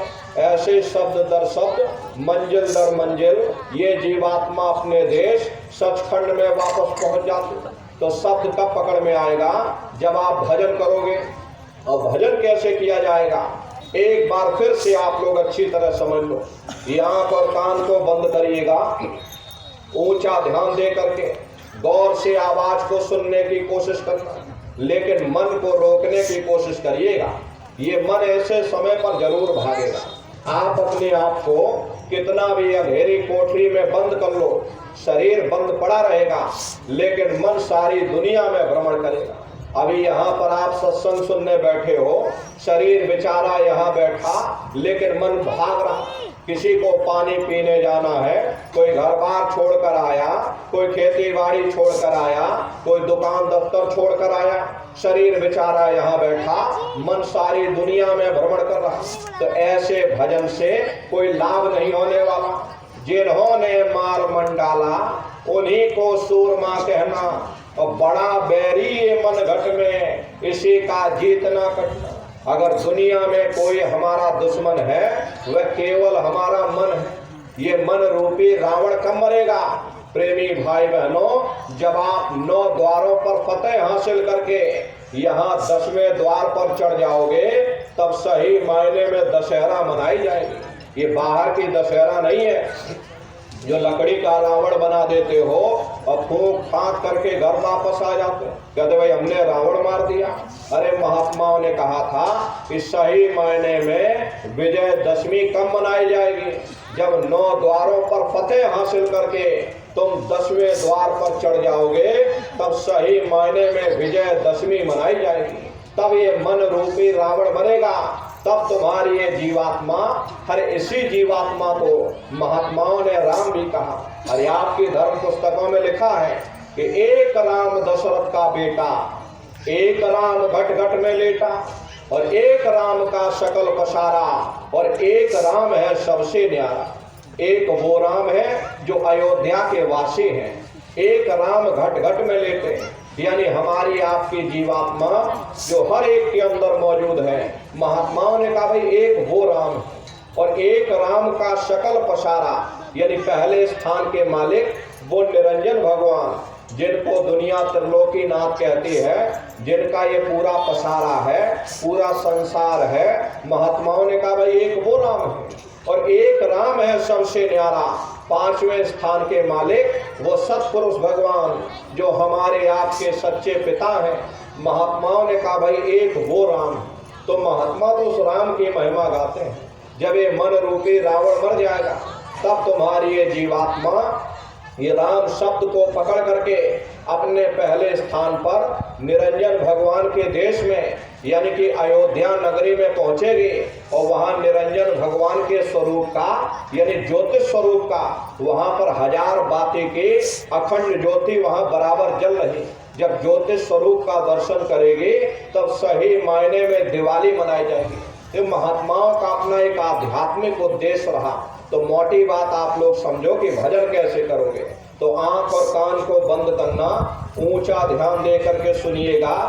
सीटी जैसी आवाज शुरू में सुनाई पड़ेगी। करना कुछ नहीं है, लेटे हो चाहे बैठे हो, आप बस उस आवाज को सुनते रहना, और सुनते सुनते उसी में लीन हो जाओ। जब आप उसमें लीन हो जाओगे, तो कुछ समय बाद में आपको दोबारा अनुभव होगा कि कहीं बड़ी दूर से एक महीन आवाज, घंटे और शंख की आवाज हमारे कानों में गूंज रही, टन टन टन टन। प्रेमी भाई बहनों, जब घंटे शंख की आवाज सुनाई पड़ने लग जाए, तब आप सीटी की आवाज को छोड़ देना और घंटे शंख की आवाज को पकड़ लेना। एक बार प्रेमी भाई बहनों आप उस आवाज को पकड़ लो, फिर वो आवाज आपको नहीं छोड़ेगी, खींच करके शरीर से अलग कर देगी। तो रोज आना, रोज जाना, रोज ब्रह्मांडों की सैर करना, रोज देवी देवताओं के दर्शन करना, रोज आसमानों की उड़ान भरना, रोज अपने शरीर में, अपने घोंसले में वापस चले आना। ये भजन करने का तरीका। तो सुमरन, ध्यान और भजन, ये 3 क्रियाएं आपको बताई गई। नित्य नियम से आप लोग करिएगा। हरे नर नारियों, इसी उद्देश्य के लिए तुमको ये मानव तन दिया गया, और कोई दूसरा उद्देश्य नहीं। मनुष्य शरीर पाने का एकमात्र यही उद्देश्य है कि चलो ठीक है, तुमको अब की बार मौका दिया जा रहा, इस मौके का लाभ उठाओ। समय रहते अपनी जीवात्मा के कल्याण के लिए थोड़ा बहुत विचार करो, वरना प्रेमी भाई बहनों ये समय आपका निकलता चला जा रहा। अरे हम लोग कहते हैं कि भाई हमारी उम्र बढ़ रही है, आपकी उम्र बढ़ नहीं रही, आपकी उम्र दिन प्रतिदिन घटती चली जा रही है। ये चंद श्वासों की पूंजी जो गिन करके आपको मिली है, ये दिन प्रतिदिन कम होती चली जा रही। एक समय ऐसा आएगा ये बुलबुला फूट के आएगा। उस समय प्रेमी भाई बहनों बड़ा भारी कष्ट होगा। अरे मामूली पीड़ा नहीं होती, मौत के समय में घनघोर पीड़ा होती है। सहजो बाई ने लिखा है कि सहजो मौतें आइयां अंग अंग दिया तोड़ और हिया जरे छाती पटे उठे पीर घनघोर। गुरु महाराज सत्संग में कहते थे कि जैसे 1 लाख बिच्छू एक साथ हमारी जिस्म पर डंक मारे, उससे भी लाखों करोड़ों गुना ज्यादा मौत के समय में दर्द होता है। जब मृत्यु आती है तो किस तरह से प्राण निकलते हैं, प्राणों के निकलने की क्या प्रक्रिया होती है, जरा संक्षिप्त में आप लोग समझ लीजिए। देखो प्रेमी भाई बहनों, जैसे संसार में महाप्रलय आती है तो महाप्रलय के समय क्या होता, सबसे पहले पूरी पृथ्वी रह जाती है। ये पृथ्वी पानी में घुल करके और पानी बन जाती है। मानव सृष्टि की प्रलय एक बड़ी कयामत है और शरीर की प्रलय एक छोटी कयामत है। तो जैसे ही मौत आएगी सबसे पहले गुदा चक्र टूटेगा, सिमटत भास श्वास उठ जावे और प्राण पति जब सिमट समावे, उस समय श्वासें हमारी रुक जाएंगे। तो सबसे पहले गुदा चक्र टूटेगा, क्योंकि गुदा चक्र में पृथ्वी का वास होता है। गुदा चक्र टूट करके ऊपर इंद्रिय चक्र में समा जाएगा। इंद्रिय चक्र में जल का वास होता, यानी जल ने पृथ्वी को घोल दिया। फिर जब इंद्रिय चक्र टूटेगा तो यहाँ नाभि चक्र में समा जाएगा। नाभि चक्र में अग्नि का वास होता, यानी कि अग्नि ने फिर जल को सुखा दिया, ये नीचे से सिमटाव होगा। फिर जब ये नाभि चक्र टूटेगा तो हृदय चक्र में समा जाएगा। हृदय चक्र में वायु का वास होता, यानी कि वायु ने अग्नि को अपने में समाहित कर लिया और इस तरह से वायु आकाश में उड़ गई। जब यह कर्म कला उपजावे बुद्धि सुरत की आन दबावे, जब यह जीवात्मा पांचों तत्वों को लांग करके जल पृथ्वी अग्नि वायु आकाश पांचों तत्वों को लांग करके ऊपर आती है तो काल दाढ़ में आन दबानी और जब ढर के नैनन से पानी। जब काल अपनी दाढ़ में उस समय दबाएगा तो नेत्रों से पानी निकलेगा, इंद्रियां टूट टूट करके सब चकनाचूर हो जाएंगे, सब रिश्ते नातेदार खड़े रह जाएंगे, डॉक्टर वैद्य हकीम सब आपको घेरे रह जाएंगे, लेकिन आप अपनी पीड़ा को उस समय अपने मुख से बयान नहीं कर पाओगे, सिर्फ आपके नेत्रों से अश्रु टपकेंगे। हर यमदूत आते हैं, प्राणों की डोरी को तोड़ देते हैं और जीवात्मा को खींच करके इस शरीर से अलग कर दिया जाएगा। और जैसे ही प्राणों की डोरी टूटी, जीवात्मा शरीर से अलग हुई, ये शरीर आपका मिट्टी हो जाएगा। फिर इस मिट्टी को एक रात अपने घर में कोई रखने को तैयार नहीं होता, कहते भाई जल्दी करो, अब इनकी शक्ल देखने में हमको डर लग रहा है, इसलिए जल्दी जाओ बाजार से कफन खरीद के लाओ, जल्दी से लकड़ियां खरीद के लाओ, जल्दी से चिता तैयार करो, हर इनको जल्दी से यहाँ से ले जाओ, वहीं शमशान भूमि पर जला देना। ये जो इनके कपड़े लत्ते घर में पड़े हुए, ये कपड़े लत्ते अशुद्ध हो गए हैं, इसलिए इनके कपड़े लत्ते भी उठा ले जाओ, वहीं शमशान भूमि पर जला देना। अरे जिस बिस्तर पर ये लेटे रहे ये बिस्तर भी अशुद्ध हो गया है, अरे इनका बिस्तर भी उठा ले जाओ, वहीं शमशान भूमि पर जला देना। इनकी छुई हुई चीज अब घर में हमको एक नहीं चाहिए। लेकिन उसने कोई सोने की अंगूठी पहनी होगी, उसको धीरे से उतार के तुम जेब में रख लोगे, बस वही एक अशुद्ध नहीं होगा, बाकी सब अशुद्ध हो जाएगा। इसीलिए महात्मा कहते हैं भाई कुटुंब परिवार मतलब का और बिना धन पास नहीं जाए। ये रिश्ते नातेदार, ये कुटुंब परिवार वाले, ये सब स्वार्थ के संगी साथी हैं। अरे नर नारियों, आज तुम्हारी जेब में पैसा है तो सब जैसे तैसे तुमसे रिश्तेदारियां कायम कर लेंगे। आज आपकी जेब खाली हो जाए तो बेटा बाप को बाप कहने के लिए तैयार नहीं होता। आप रोज कचहरियों में मुकदमों का हाल देखते हो, यदि किसी पिता ने बंटवारा करते समय किसी बेटे को 1000 रुपया कम दे दिया या 1 बीघा जमीन कम दे दी तो बेटा बाप का दुश्मन बन जाता, उसे ले जाकर कचहरियों में खड़ा कर देता। अरे अपना यहाँ क्या है, ये स्वार्थ के संगी साथी, कोई आपको याद करने वाला नहीं। 13 दिन बाद 13वीं मना देंगे। लड्डू पूड़ी पकवान बना करके खिला देंगे, वो भी इसीलिए मनाया जाएगा। ये समाज क्या कहेगा, नात रिश्तेदार क्या कहेंगे। देखो इन्होंने 13वीं नहीं मनाई, तो अपना मान सम्मान बचाए रखने के लिए, अपनी प्रतिष्ठा को बचाए रखने के लिए थोड़ा बहुत खर्चा कर दोगे, फिर कोई आपको याद करने वाला नहीं रहेगा। अभी बूढ़े बुजुर्गों से पूछा जाए, क्या आपको अपने माँ बाप की याद आती है? कहेंगे भाई नहीं आती। अरे क्यों नहीं आती?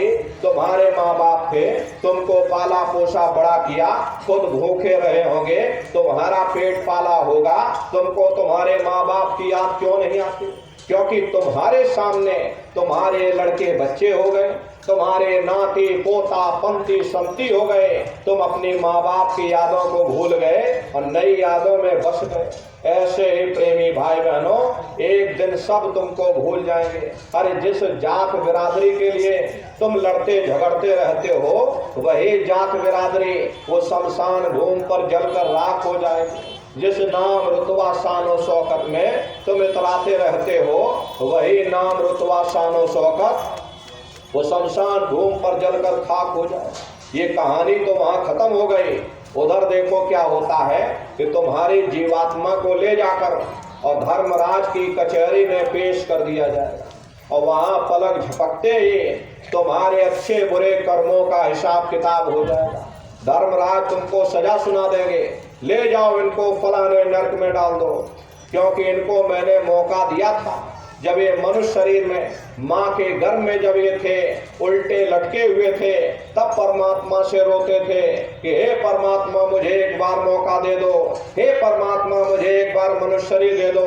जब परमात्मा ने तुम्हारी पुकार सुन ली, तुमको ये मनुष्य शरीर दे दिया और कह करके भेजा था कि भाई ये किराए का मकान है, इसको तुम अपना मत समझना, अगर तुम्हारा होता तो तुम अपने पास रखते। ये किराए का मकान है, मैं तुमको कुछ समय के लिए ये मनुष्य रूपी किराए का मकान दे रहा हूँ। तुम अपनी जीवात्मा को मेरे किराए के मकान में बैठा करके, मालिक की भक्ति करके, अपनी जीवात्मा को जगाकर अपने घर वापस पहुंचा देना। जब समय पूरा होगा, मैं अपने सिपाहियों को भेजूंगा, उस समय पर तुम मेरे किराए के मकान को मुझको वापस लौटा देना। लेकिन एक बात का ध्यान रखना कि जैसा साफ सुथरा मैंने तुमको ये किराए का मकान दिया है, वैसा साफ सुथरा तुम मुझको मेरा मकान वापस कर देना।